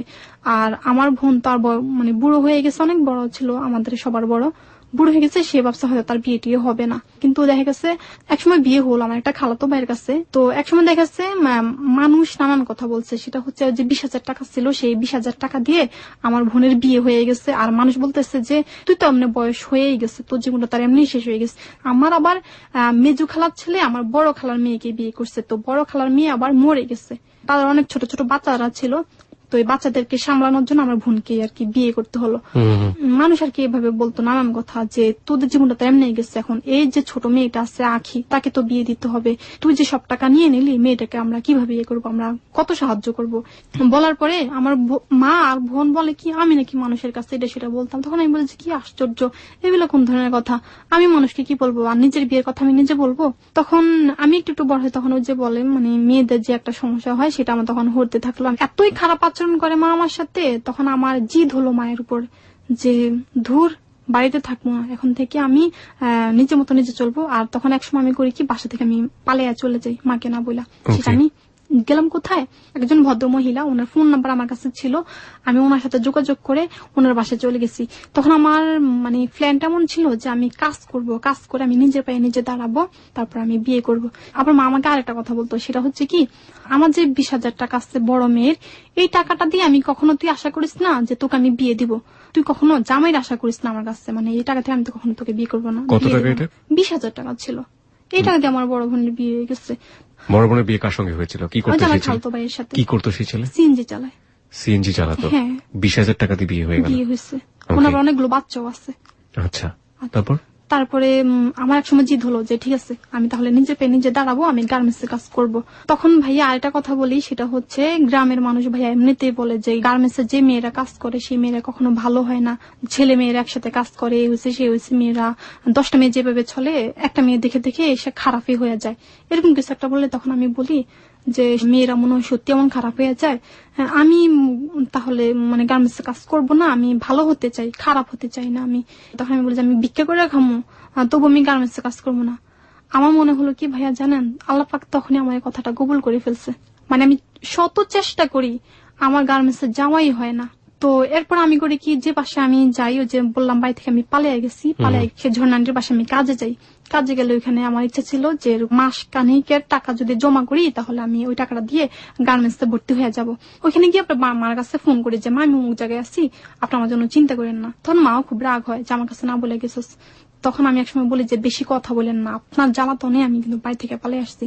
যখন 4-5 মাস হয়, কিছু টাকা জমা হয় আমার, তখন আমাদের বাড়ির অন্য একজন মহিলা আমাকে ফোন করে বলে যে তোর মার খুব অসুখ, আমাদের কিছু টাকা লাগবে, তোর মাকে চিকিৎসা করতে হবে। তখন মার জন্য খুব খারাপ লাগে, আবার টাকাগুলো বাড়িতে মাকে দিয়ে দিই, মা চিকিৎসা হয়। তো টাকাগুলো সব বাড়িতে দিয়ে দেওয়ার পরে একটা মোবাইল কিনি আমি। তখন আমি প্রথম মোবাইল ইউজ করি একটা চুরি করে, ওই আন্টিকে আমি বলি না। তখন এইভাবে ওইখানে থাকা অবস্থা একটা ছেলের সাথে আমার ফোনে যোগাযোগ হয়, কথা হয়। সেই ছেলেটা হচ্ছে আমার যে বড় বোনের জামাইয়ের বাড়ির। ছেলেটার নাম আমি এখানে বলবো না। ওইখানে থাকা অবস্থায় ছেলের সাথে সম্পর্ক হলো, কথা বলতাম। তো একসময় আমার বোন আমাকে আমাকে বলে যে তোর জন্য একটা সম্বন্ধ দেখছিলাম, ছেলেটা খুব ভালো মনে হচ্ছে, তুই এক কাজ কর বাড়িতে চলে আয়। বাড়িতে গেলাম, বাড়িতে গিয়ে তার সাথে মানে দেখা করলাম। তখন ছেলেটাকে দেখে ভাইয়া সত্যি কথা যেটা আমার কাছে ভালো লাগে নাই, সেটা হচ্ছে কি ছেলেটা আমার সমান। মানে তাকে ছেলে হিসেবে ভালো লাগতো, কিন্তু যখন যদি তাকে আমার নিজের মানুষ হিসেবে নেই তাহলে এটা আমার কাছে ভালো লাগবে, স্বামী হিসেবে ভালো লাগতো না, ভালো লাগবে না, এরকম কিছু একটা। তখন আমি করলাম কি, তাকে আর কিছু বলি নাই, এইভাবে ইয়ে হয়ে যায়। তখন আমার বোন ওই যে ছেলেটাকে আমার দেখে, তো ছেলেটা আমাকে দেখতে আসে। আমার ইয়ে হলো কি, আমি তো ছোটবেলা থেকে এর পর্যন্ত মানুষের লাথি উষ্টা খাইতে খাইতে এ পর্যন্ত আইছি, আমার আর মানুষের বাসায় কাজ করতে ভালো লাগে না। তো যে ছেলেটা আমাকে দেখতে আসছে তাকে আমার ভালো লাগবে না, আমাকে পছন্দ হইলেই হয়েছে, তাকে আমি বিয়ে করব। সেটা হচ্ছে কি আমার নিজের সুখের আশায় ভাইয়া। জি, ছেলেটা আমাকে দেখে আমি বুঝলাম ছেলে আমাকে পছন্দ করছে। এর আগে ছেলেটা আমাকে বলছে যে সে নাকি এর আগে একটা বিয়ে করছে, সেই মেয়েটার অন্য কোনো ছেলের সাথে সম্পর্ক ছিল, মেয়েটা এই জন্য তাদেরকে ছেড়ে চলে গেছে। বিয়ের পর আমি জানতে পারি সে এর আগে আরো 2টা বিয়ে করছে, দুটোটা বউ তার চলে গেছে। সেটা এক কথায় আমি বুঝাবো যেটা আমি দাম্পত্য জীবনে আমি অসুখী ছিলাম। দাম্পত্য জীবন বলতে আপনি কি ধরনের অসুখের ব্যাপার? দাম্পত্য জীবন তো অনেক কিছু হতে পারে। ওই ছেলে মানে ওনার এটাকে আমি কি বোঝাবো, সেটা শারীরিক ভাবে অক্ষমতা ছিল, অক্ষম ছিল। জি। ওকে, একটু আমাকে বলবেন ছেলেটা কি কাজ করতো? সে কৃষি কাজ করতো। আপনার সঙ্গে বয়সের পার্থক্য কত ছিল?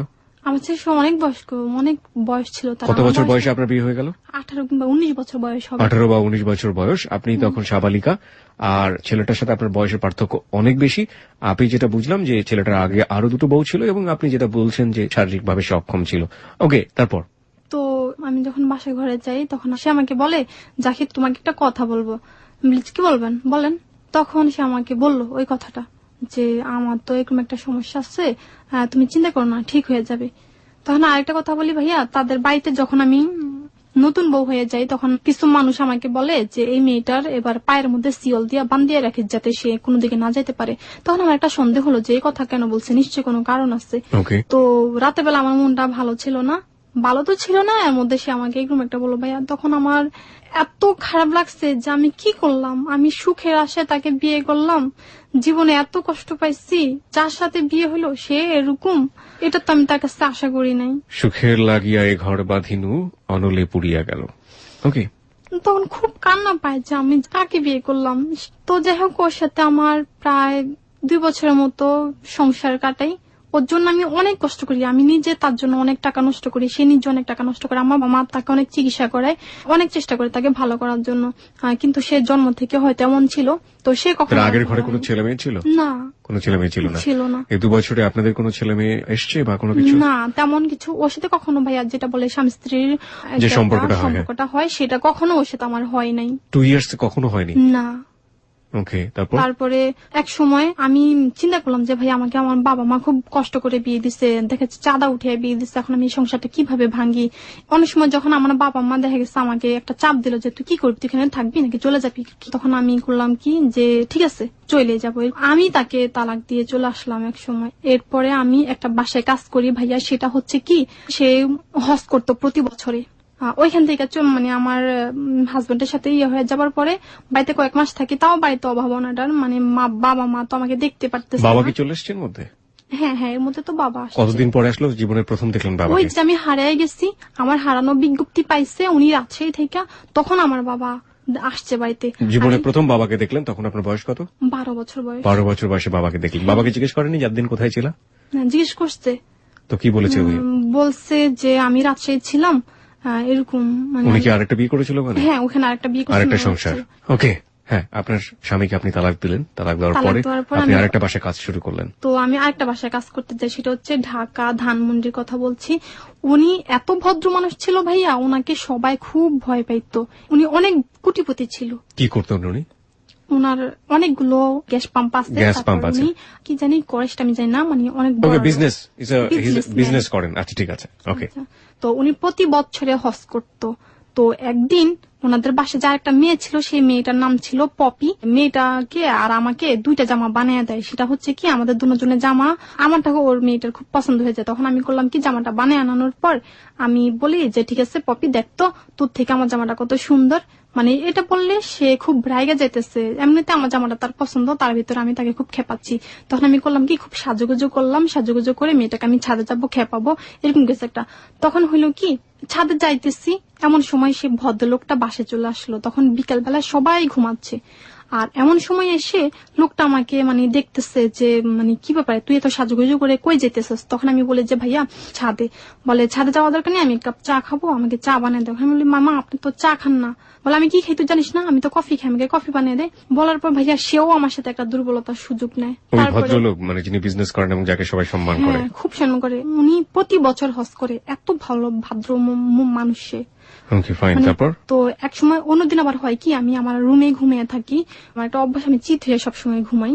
আর আমাদের বাসায় যা একটা মেয়ে ছিল, সে বাথরুমে ছিল, গোসল করতেছে। এমন সময় সেও রুম থেকে বেরিয়ে এসে দেখে যে সে ভদ্রলোকটা আমাদের রুমের ভিতরে, আর আমি ঘুমিয়ে আছি।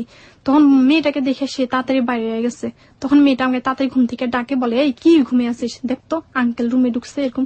তখন ওইখানেও কিছু আমি কান্নাকাটি করি। ওইখান থেকেও ভাইয়া কোন একটা কারণ দেখে চলে আসি। এরপরে আমি যখন বাড়িতে চলে আসি, একবার আমি বলছি আর কোথাও যাবো না, এবার বাড়িতেই থাকবো। তখন এক সময় হচ্ছে একটা বান্ধবী ছিল আমার, চাঁদপুর ছিল তার বাড়ি। সেই মেয়েটার সাথে আমার খুব ভালো একটা সম্পর্ক হয়। সম্পর্ক হলে এক সময় আমি দেখেছি সে খুব ভালো হয়ে চলতেছে, সুন্দর মন্দ চলতেছে। তখন আমি বলি যে আপু তুই কি করিস রে? বলে আমি নাইট ডিউটি করি, আমার সাথে নাইট ডিউটি করবি? তোর নাইট ডিউটি আছে, ঠিক আছে করবো। তার কথা আমি রাজি হয়ে যাই, যেহেতু আমি খুব ভালো একটা চাকরি পাইতেছি, মানে অন্তত বাসায় কাজ করতে হবে না, মেয়েদের সাথে থাকবো, মেয়েদের সাথে চলবে, তারপর খারাপের কি আছে। কিন্তু আমি বুঝি নাই ভাইয়া যে নাইট ডিউটি সে কিসের কথা বলতেছে। আপনারা হয়তো অনেকেই বুঝেছেন যে নাইট ডিউটি মানেটা আসলে এখানে কি। আমরাও বুঝতে চাই, পরিপূর্ণভাবে বুঝতে চাই, তবে ঠিক রাত 1টার টাইম চেকের পর। প্রিয় শ্রোতা, ছোট্ট একটি বিরতি নিচ্ছি, আমরা ফিরে আসবো ঠিক রাত 1টায়। আপনারা সবাই শুনছেন close up presence hello 8920। Hello 8920তে আজকে একজন গৃহকর্মী আখির জীবনের গল্প উঠে আসছে, যেখানে সমাজের শত শত আখিকে এভাবেই নির্যাতিত হতে হয় প্রতিনিয়ত। দে আর অলসো হিউম্যান বিং। তাদেরকে নিয়ে সভা হয়, তাদেরকে নিয়ে সেমিনার হয়, তাদেরকে নিয়ে সুশীল সমাজের প্রতিনিধিরা অনেক বড় বড় কথা বলেন, তাদের অধিকারের জন্য বিভিন্ন নন গভর্নমেন্ট অর্গানাইজেশন যারা আছে তারা কাজ করেন।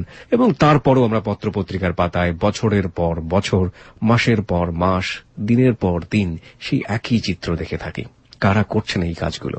কোন ইউনিভার্সিটি টিচার, সবচেয়ে এলাকার সম্ভ্রান্ত ব্যবসায়ী, কিংবা একেবারে সমাজের সাধারণ একজন মানুষ, কিংবা আমরা বলতে পারি যে আজকে আখির মতো করে যে ঘটনাগুলো উঠে আসলো, একেবারেই বখাটে একটা ছেলে। যারা করছেন, যেভাবে করছেন, যেভাবে অত্যাচারিত হচ্ছে, এই যে আখির মতো সাধারণ মানুষগুলো, গৃহকর্মী যারা ভাগ্যের নিদারুণ পরিহাসে, যাদের সম্ভাবনা থাকে ছোটবেলায় লেখাপড়া করে নিজের পায়ে দাঁড়াবে, সেই মানুষগুলো শুধুমাত্র দুবেলা দুমুঠো অন্ন, নিজের পেটের ভাত জোগাড় করবার জন্য এই নিজের শরীরটাকে প্রতিনিয়ত হেনস্থার শিকার হচ্ছেন। তাদেরকে নিয়েই বড় বড় কথা বলেন এই সমাজে সুশীল সমাজের প্রতিনিধিরা। কিন্তু অবস্থার পরিবর্তন কি হচ্ছে? The big question mark. আমরা ফিরে আসতে চাই রাত। ওকে, বাকি ফিরি তারপরে আপনার কাছে বলছিল যে আমি নাইট ডিউটি করি। হ্যাঁ, আপনার সাথে খুব ভালো সম্পর্ক হয়ে গেল, তারপর কি হলো? তারপরে আপুটা আমাকে বললো যে তুই করবি আমার সাথে নাইট ডিউটি। তারপরে আমি বলছি হ্যাঁ করবো। তখন তার সাথে রাজি হয়ে যে তার সাথে কাজ করতে যাব। তো এক সময় আমি বুঝতে পারলাম যে আসলে সে কোন নাইট ডিউটির কথা বলে। কিভাবে বুঝলেন? সেটা হচ্ছে কি, সে আমাকে পার্লারে নিয়ে গেল, পার্লারে নিয়ে গিয়ে সে আমাকে খুব সুন্দর করে সাজালো। Okay. সাজিয়া বললো যে, তারপর আরেকটা হচ্ছে কি, আমি যে ড্রেস গুলো পরতাম সেগুলো আমি খুব নর্মালি ড্রেস পরতাম, মানে এমন কোন ড্রেস পরতাম না, খুব নর্মাল ড্রেস পরতাম। আর সে ওদিন করলো কি, আমাকে তার একটা ড্রেস পরতে দিল। তো তার ড্রেসটা পরে আমি গেলাম এবং সে পার্লারে আমাকে অনেক সুন্দর করে সাজাইলে সে আমাকে নিয়ে যায় একটা, যেখানে মেয়েরা কাজ করে ওখানে নিয়ে যায়। নিয়ে গেলে তো যখন যাচ্ছি তখন আমি বুঝতে পারলাম, সে আমাকে তখন বলছে আরেকটা বিষয়। এর আগে বলি, সে আমাকে কিছু পার্লার থেকে বাসায় এসে যখন যাব তখন সে আমাকে কিছু ছবি দেখাইলো। ছবিটা হচ্ছে কি, যেমন খারাপ খারাপ অনেকগুলো ছবি আছে, ওই সব কিছু ছবি দেখাইছে। ছবি দেখানোর পর ও আমাকে কিছু বুদ্ধি শিখাইলো। সে যেটা বলতে চাই সেটা হচ্ছে, আমি এখন বিশ্বাস করি যে আসলে শয়তান না বুদ্ধি সেগুলা মাথায় আসলে খুব তাড়াতাড়ি কাজ করে। তো আমি তখন বুঝলাম যে হ্যাঁ, ও যা বলতেছে তা তো ঠিকই। জীবনে কি পাইছি, কোনো স্বাদ আল্লাহ তো কিছুই পুরা করতে পারি নাই। তো ঠিক আছে, এখন থেকে কারো কথা শুনবো না। এখন থেকে সত্যি আমি নিজেই খারাপ হয়ে যাব, খারাপ পথে চলবো। ও যে পথে চল আমি সে পথে চলবো। এই বুদ্ধিগুলো আপনাকে দিল? হ্যাঁ, সে আমাকে এরকম বুদ্ধি দিল। তখন আমি বললাম যে তাহলে ভালো থাকতে পারবো, ভালো খাইতে পারবো, এরকম কিছু বুঝালো। তখন আমি বলি যে আচ্ছা ঠিক আছে করব। তখন আমি একটা জিনিস, ও আমাকে বোঝালো যে এই চাঁদপুরে যদি কেউ এরকম কোনো কাজ করতে আসে তাহলে সে একটা, মানে আমাদের এই চাঁদপুরে একটা সিনিয়র ভাই আছে, সে সিনিয়র ভাইয়ের কাছে আগে যেতে হবে, ওর সাথে আগে কাজ করতে হবে, তারপরে অন্য কারোর সাথে। এটা সে আমাকে বুঝালো। আবার এটাও বলছে যে ওই ভাইয়ের মনটা খুব ভালো, ভাইয়াকে যদি কাজ করার পরে যদি ভাইয়াকে কেউ ভালোভাবে বলে কিছু টাকা দেওয়ার জন্য তাহলে ভাইয়াটা দিবে, ভাইয়াটার মনটা খুব নরম। তারপর আমি বলি আচ্ছা ঠিক আছে। আর ও আমার সাথে আরেকটা কন্ট্যাক্ট করে, সেটা হচ্ছে ও আমাকে দেখা গেছে কেউ তার কাছে ফোন করবে, ফোন করলে সে আমাকে পাঠাইলে সেখান থেকে ওকে আমার টাকা দিতে হবে। তো এরকম কিছু একটা বলেও আমাকে নেয়, সেখানে নিয়ে গিয়ে সে আমাকে ওই ভাইয়াটার কাছে দেয়। ভাইয়াটার সাথে আমার কাজ করতে হবে, কাজ করলে এরপর করবে। তো দেখা গেছে সেখানে আমি গিয়ে এমন একটা পরিস্থিতিতে পড়ি, সেটা আমি কখনো ভাবি না যে তার পরিবেশটা এমন। আমি প্রথম ভাবছিলাম ভাইয়া, যেটা সত্যি কথা সেটা হচ্ছে আমি যার সাথে কাজটা করব শুধু একমাত্র সে জানবে আর আমি জানবো, আর কেউ জানবে না, এরকম আমি ভাবছিলাম। কিন্তু যখন আমি গিয়ে দেখলাম যে এমন অবস্থা ওখানে, মানে কাজ করতে হলে এমন ভাবে করতে হবে সেটা সবার সামনে সবাই জানবে, এরকম আমি ভাবতে পারি। সবার সামনে মানে ওখানে কিরকম লোকজন ছিল? অনেক লোকজন ছিল, আর যেখানে করা হয় সেখানে আলাদাই করা হয়, কিন্তু দেখা যাচ্ছে সবার সামনে থেকে আমাকে ভাইয়াটা হাতে ধরে নিয়ে যায়। তখন আমি খুব কান্না করি যে না, আমি এটা করবো না। মানে তখন আমার হলো যে আমি তো নিজেকে ক্ষমা করতে পারবো না, কি করছি আমি, আখি এতই খারাপ হয়ে যাচ্ছি, টাকার জন্য আমি এত খারাপ কাজ করতে পারি, মানে এরকম কিছু একটা আমার ভিতরে ফিল হলো। তখন আমি একটা ভয় হলো যে আল্লাহ, আমাকে তো মরতে হবে, আমি এত খারাপ পথে কেন যাচ্ছি। আর আমি গরিব ঘরের মেয়ে, সেটাও ঠিক, একটা চাকরি দরকার, কিন্তু এমন তো ইমার্জেন্সি আমার কোনো টাকার দরকার না, তাহলে আমি এই কাজটা এখন কেন করতেছি। মানে এটা আমার একটা ভয় হলো যে আমি, আল্লাহ পাক তো আমাকে ছাড়বে না, আমি যখন মরবো আল্লাহ পাক এর জন্য আমাকে কঠিন শাস্তি দিবে। তখন যখন ওখানে যাই কাজে, আমি এইগুলোই ফিল করতেছি মনে মনে।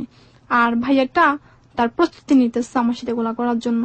এরপরে আমি করলাম কি, ভাইয়াটাকে অনেক কাকতি মিনতি করে বলি যে ভাইয়া প্লিজ, আমি আপনার পায়ে পড়ি, আপনার আমার সাথে এরকম করেন না, আমি সব আগে কখনো করি নাই, আমি এই মেয়েটার সাথে চলতেছি, মেয়েটা হঠাৎ করে আমি এখানে নিয়ে, তবে যখন আমি আসতেছি তখন মেয়েটা আমাকে বলছেন এর আগে ও আমাকে এরকম কিছু করতে হবে এটা বলে নাই। তখন সে আমাকে বলে তুই তো ইচ্ছে করে আসছস, আচ্ছা ঠিক আছে, তো আসলে তো আমার সাথে কাজ করতে হবে, আর আমার সাথে কাজ না করলে তুই চাঁদপুরে কাজ করতেই পারবি না, তোকে সব কাজ করতে দেওয়া হবে না, এরকম কিছু একটা বললে আমি মানে খুব কান্না করি। কান্না করলেও সে আমাকে ছাড়ে না, সে আমাকে অনেক মারে, তার সাথে আমার কাজটা করতে হবে, না করলে সে আমাকে মানে এখান থেকে যাইতে দেবে না। তখন এক সময় সে আমাকে বলে যে তোকে আমি এখান থেকে মাইরা তারপরে মানে যায় করে করবো, কিন্তু আমার সাথে কাজটা করতে হবে। তখন খুব করার পরে দেখা গেল আমি এক সময় তার সাথে একটা মিথ্যে বলি, সেটা হচ্ছে আমি বলি যে ভাইয়া প্লিজ আপনি আমার সাথে এরকম করবেন না, আমার একটা বাচ্চা আসছে ভাইয়া, আমার বাচ্চাটার খুব অসুখ, সেজন্য আমি বাচ্চাটার চিকিৎসার জন্য আমার কিছু টাকা দরকার ছিল, এর জন্য আমি এখানে আসছি, আমি কি খারাপ কাজের জন্য আসছি, কিন্তু বিপদে পড়ে আসছে ভাইয়া, আপনি প্লিজ আপনি আমার সাথে কাজটা করেন না, আমার মেয়েটাকে আমাকে মানে বাঁচার জন্য একটু দেন। ভাইয়াকে বললে তারপর দেখা যাচ্ছে সে মানে অনেক জোর করার পরেও আমি তাকে মানে দেই না। সে আমাকে একটা কথা বলে যে তুই যেখানে আসছস তোকে কাজ না করে দাঁড়াইব না। তারপরও আমি মানে পায়ে পড়ে মানে খুব মানে কাকতি মিনতি করে কান্না করার পরে সে মানে একসময় মানে মনে মনে ভাবে যে আচ্ছা ঠিক আছে তুই যখন চাচ্ছিস না আচ্ছা ঠিক আছে। তখন সে করলো কি আমাকে রাইখা টয়লেটে গেল। টয়লেটে গেলে সে কিছুক্ষণ পরে আসে, আইসাতে আমাকে জিজ্ঞেস করে যে আচ্ছা তোর কথাগুলো বলতো, তুই কেন করতে চাচ্ছিস না। তখন আমি মিথ্যে গলা বললাম যে ভাইয়া জীবনে আমার কেউ নেই ভাইয়া, আমার একটা বাচ্চা আছে শুধু।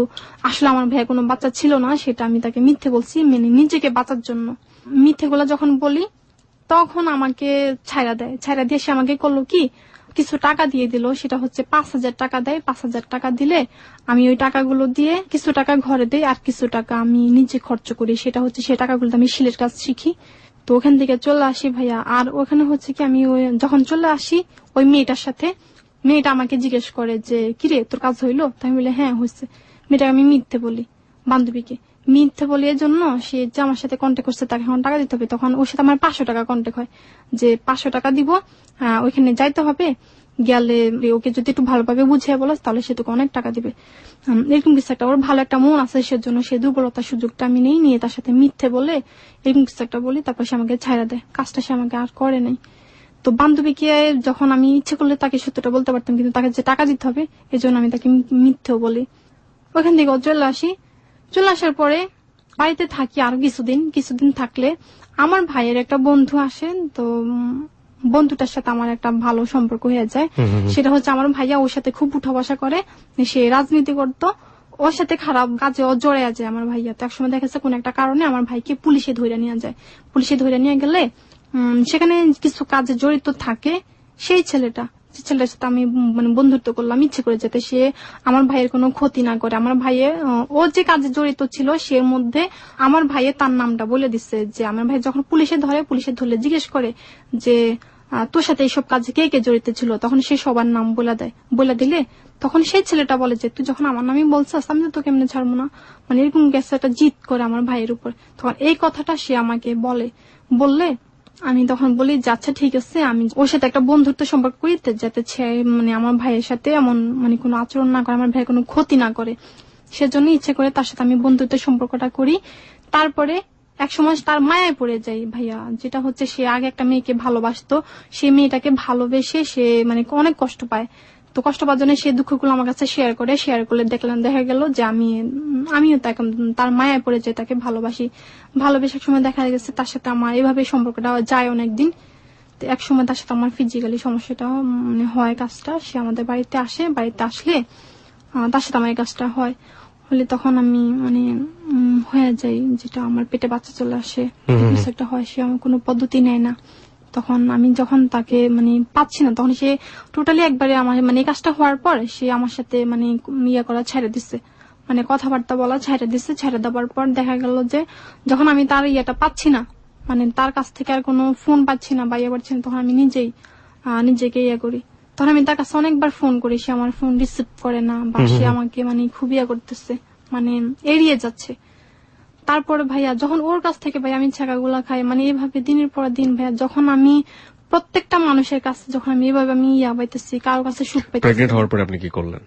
প্রেগনেন্ট হওয়ার পর আমি তাকে জানাই যে তোমার তো এরকম আমার বাচ্চা পেটে, এখন কি করবা? সে বলে আমার কি, তো বাচ্চা পেটে তো আমি কি করবো? তখন বলি তুমি আমাকে বিয়ে করবে বলে ছলনা দিয়া মানে তুমি আমাকে এমন করলা, এখন তুমি বলতেছো তোমার কি, মানে তুমি এটা কি বলতে চাচ্ছ? ও আমাকে এই সম্পর্ক কিছু চায় না, মানে ওর কাজ শেষ, এখন ও নিজেও মানে চলে যাচ্ছে, ওরা এখন আর ও আমাকে চিনে না মনে যেন এমন। তারপর আমি যখন এভাবে চারদিক থেকে মানে এভাবে মানে ধোকাগুলা খাইতেছি, তারপর একসময় আমার নিজের খুব জিদ হয় নিজের উপরে যে আমি এখন থেকে খারাপ হয়ে যাব, খারাপ কাজ করব, খারাপ পথে চলে যাব। এরকম ভাবে তখন আমি করি কি একটা ছেলের সাথে, সেটার নাম আমি বলবো না, একজন ভদ্রলোকের সাথে আমার এই কাজটা হয়। সেটা আমি নিজে জিদ করার পরে দেখা গেল তখন এরকম একটা হয়। তো কেন করেন, মানে এই কাজটা করার পরে কি আপনি টাকা পয়সা পান? হ্যাঁ, টাকা পয়সা কিছু দিচ্ছে আমাকে। তো যখন এই লোকের সাথে আপনার পরিচয় হলো কিভাবে? আমাদের এলাকার, তো ওনার সাথে মানে আমি জিদ করে এটা করি যে মানে আমি যখন চারদিকে ভাবে ধোকা খাইতেছি। ওকে ফাইন, আপনি এটা করে কিছু টাকা পয়সা পান, তারপর কি হলো? কিছু টাকা পয়সা যখন পাইলাম তারপরে দেখা গেল এক সময় ভাইয়া আমি ইয়া করি, যেটা হচ্ছে আমি এখন যে ভাবির কাছে থাকি এই ভাবির কাছে যখন আমি থাকি, সে ভাবিটা হচ্ছে এমন, মানে উনি খুব তাবলিগে যায়, তাবলিগ করে, উনি খুব ভালো মানুষ। তারপরে হলো কি, উনি সবসময় তাবলিগে যাইতো। একসময় আমাকে বলে যে, এই তুই যাইতে পারস না আমার সাথে, চল যাবি। তখন আমি বলি যে আচ্ছা ঠিক আছে, গেলাম।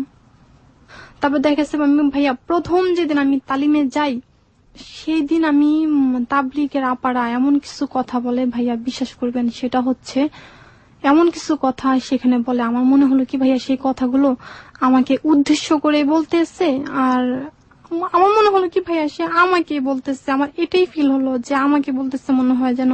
কি বললো আপনাকে? যেমন অনেক বড় করে ঘটনাটা তারা বলে, যেটা হচ্ছে মানে জিনা কাজ করলে যে কি হয়, মানে ইয়া হয়, তার পাপের শাস্তিগুলা কিরকম ভাবে হবে, মানে ভয়াবহ। যখন এভাবে বলে তখন আমি করি কি, এভাবে মানে ইয়া করি যে হায় আল্লাহ, তখন এরা যখন এভাবে বলছে পাপের কাছে যে শাস্তি কি, তাহলে আমি কি করতেছি, আমি কোন পথে যাচ্ছি, খুব ভয় হলো। মানে ওরা যেটা বলছিল যে এই ধরনের জিনিস হলে একটা ভীষণ রকমের শাস্তি হয়, তখন আলটিমেটলি আপনার ভিতরে এক ধরনের বোধোদয় কাজ করলো যে না, আমি তো ইচ্ছা করে এটা করছি, নিজের যেতে পড়ে আপনি এখন এই লাইনে চলে আসছি, টাকা পয়সা রোজগার করছি। তখন আপনার ভিতরে নিজের জায়গাটাতে খারাপ লাগলো যে হায় আল্লাহ, আমি তো এই ধরনের কাজ করছি।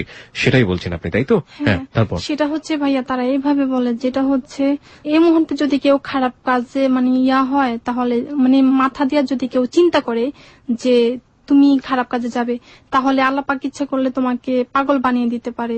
অথবা তুমি যদি চিন্তা করো যে যে পথে তুমি পা বাড়াচ্ছ, আল্লাহ পাক ইচ্ছা করলে তোমাকে পঙ্গু বানিয়ে দিতে পারে।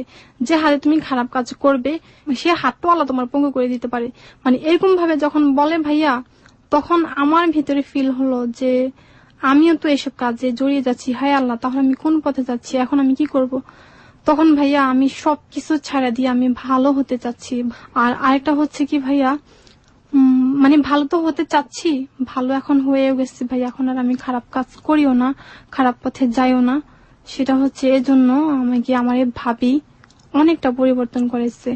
আমি ভাইয়া অন্যান্য বাসায় যখন কাজ করি, তখন দেখা গেল কি অন্য বাসায় আমি নামাজ পড়তে পারি না ঠিক মতো, কিন্তু দেখা গেল এইখানে যখন আমি এইভাবে মানে দেখা যাচ্ছে আমি একটা কাজ করতেছি, ভাবি এসে আমাকে বলে যে আখি তুই কি কি কাজ করতেছিস, তখন আমি বলি যে ভাবি আমি এই কাজটা করতেছি। তখন ভাবি বলবে যে দে তোর কাজটা আমি করি, তুই গিয়া নামাজ পড়ে আয়, এরকম কিছু একটা বলে ভাবি আমাকে অনেক সময় দেয়। তো এই জিনিসগুলো ভাবির আমার কাছে খুব ভালো লাগে। একটা বিষয় হচ্ছে ভাবি আসলে আমাকে ভালো পথে আনার একটা ইয়া, না হলে আমি আগে হয়তো আজকে জিদ করে অনেক খারাপ হয়ে যেতাম ভাইয়া। আমি হয়তো আজকে এখানে সংক্ষিপ্ত করে বলছি যেহেতু সময় খুব কম, সেজন্য। আর আমি বলবো যে মানে কি বলবো ভাইয়া, আমি এখন মানে সত্যি ভালো হতে চাচ্ছি, কিন্তু ভালো হবার সুযোগটা ভাইয়া চারপাশের মানুষ আমাকে দিচ্ছে না। আপনি এখন কি করে সময়, আপনার টাকা পয়সা রোজগার বা দিন চলে কিভাবে এখন? আমি বাসায় কাজ করি ভাইয়া। লিসেনারদেরকে আমি বলতে চাই যে আমার মতো অনেক আঁখি এই সমাজে যারা জিদ করে তারা খারাপ পথে চলে যাচ্ছে, সেই লিসেনারদেরকে আমি বলবো তারা জিদ করে যেন মানে কোনো খারাপ কাজে লিপ্ত না হয়ে যায়। তোমরা প্লিজ ভালো হয়ে যাও, আমার মতো আঁখির মতো খারাপ কাজ। আপনি যে গার্মেন্টস সম্পর্কে যেটা বলছিলেন, আপনার গার্মেন্টস এর অভিজ্ঞতার কথা একটু জানি, যে গার্মেন্টস নিয়ে যে ব্যাপারটা, যে অনুভূতিটা আপনার মধ্যে ছিল, আপনি এরপরে গার্মেন্টস এ কাজ করার কোনো চেষ্টা করেছেন বা এখনো করেন? এখনো আমি মানে চেষ্টা করছিলাম এই বাসায় আসার পরে, কিন্তু এ বাসায় আসার পরে দেখছি এ বাসায় আসার আমার একটা ইচ্ছা ছিল এই জন্য যে এ বাসায় কাজ করে কিছু টাকা পয়সা হলে এই টাকা পয়সাগুলো নিয়ে আমি গার্মেন্টস এ চলে যাব, গার্মেন্টস এ চাকরি করবো, আমার একটা ইয়ে করি। কিন্তু কেন যেন ভাই আমার গার্মেন্টস আমার যাওয়াই হয় না। সবকিছু ছেড়ে দিয়ে আমি এখন মানে তাবলিগ করি। আমি এখন রাইট নাও আপনি আমাকে শুধু একটা জিনিস বলেন আখি, আপনি এক্সিস্টিং যে বাসাটাতে আছেন সেই বাসার সমস্ত সত্য কি আপনি পারবেন লিসনারদের সামনে তুলে ধরতে? পারবেন না। The big question is that right now একটা বাসাতে কাজ করে, সেই বাসা ওর রুটি রুজির ব্যবস্থা করে।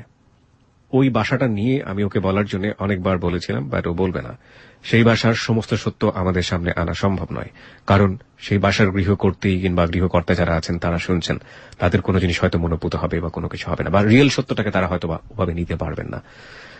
আমি শুধু একটা কথা বলতে চাই শেষের দিকে এসে, এটাই হচ্ছে একজন গৃহকর্মীর জীবন বাংলাদেশের সমাজে। এর বাইরে হয়তো অসাম কোনো ঘটনা থাকে, অসাম কোনো গল্প থাকে যে একজন গৃহকর্মী যে হয়তো অনেক ভালো একজন মানুষের সান্নিধ্যে এসে নিজের জীবনটাকেই পাল্টে ফেলেছেন, সেই মানুষটিকে হয়তো দেবতার মতো সম্মান করেন। আর এই যে মানুষ আজকে যে আখিকে আমরা পেলাম, সেই আখির গল্প, সেই আখির জীবনের গল্প আমরা সমাজের হর হামেশাই শুনি। একজন মেয়ে হয়ে জন্ম নেয়ার পরে একজন গৃহকর্মী হলে সেক্সুয়াল ভায়োলেন্স থেকে শুরু করে শারীরিক নির্যাতন থেকে শুরু করে জীবন মানে যে কতটা দুর্বিষহ অনুভূতি, সেটাকে নতুন করে বলার আর কোনো জায়গা নেই। আমার শেষ দিকে প্রশ্নটা হচ্ছে, একটা মানুষ একটা অনেক বড় সম্ভাবনা। একজন মানুষ একজন বিজ্ঞানী হয়, একজন মানুষ একজন ডাক্তার হয়, একজন মানুষ একজন ভালো খেলোয়াড় হয়, একজন মানুষ একজন বিশ্ববিদ্যালয়ের শিক্ষক হন, একজন মানুষ খুব ভালো বক্তা হন, খুব ভালো ইন্সপিরেশনাল থট নিয়ে সমাজে বসবাস করেন, খুব ভালো সুশীল সমাজের প্রতিনিধি হন। একজন মানুষই এটা হন। এই যে আখি যে সমাজ থেকে ঝরে গেল বা সমাজ থেকে ঝরে যাওয়ার জন্য আমরা যারা বাধ্য করলাম, তারা একবারও কি ভেবে দেখতে পারি যে আখিদেরকে যদি এগিয়ে নেই তাহলে আমাদের পরিবারটা এগিয়ে যাবে, আমাদের সমাজটা এগিয়ে যাবে, আমাদের দেশটা এগিয়ে যাবে। একবারও কি মানুষ হিসেবে চিন্তা করার জায়গাটা কি আমাদের ভিতরে আছে যে এই যে আখি, সেই আখিকে যদি সত্যিকার অর্থেই পরিবারের একজন সদস্য হিসেবে বড় করা যেত, তাহলে আখির কাছ থেকে অনেক বড় কিছু পাওয়া যেত। এই চিন্তার জায়গাটিতে আমাদের পরিবর্তন আনাটা জরুরি। আমরা এখানে যে আখিকে তুলে ধরেছি, আমরা বিলিভ করি যারা শুনেছেন তাদের মধ্যে অনেক আখি আজকে নিজের জীবনের গল্পের সাথে আখির মিল খুঁজে পেয়েছেন। আজকে যারা আখিকে শুনলেন, আমাদের শ্রোতাদেরকে আমি শ্রদ্ধা রেখেই বলতে চাই, হ্যালো 8920 শ্রোতা যারা মনে প্রাণে হ্যালো 8920 ভালোবাসেন, তারা খারাপ কাজ করতে পারেন না। তারপরেও আমি বলতে চাই, তাদের মধ্যেই হয়তো বা কেউ একজন লুকিয়ে আছেন বা কেউ কেউ লুকিয়ে আছেন যারা এরকম আখির সাথে প্রতিনিয়ত অন্যায় আচরণ করছেন।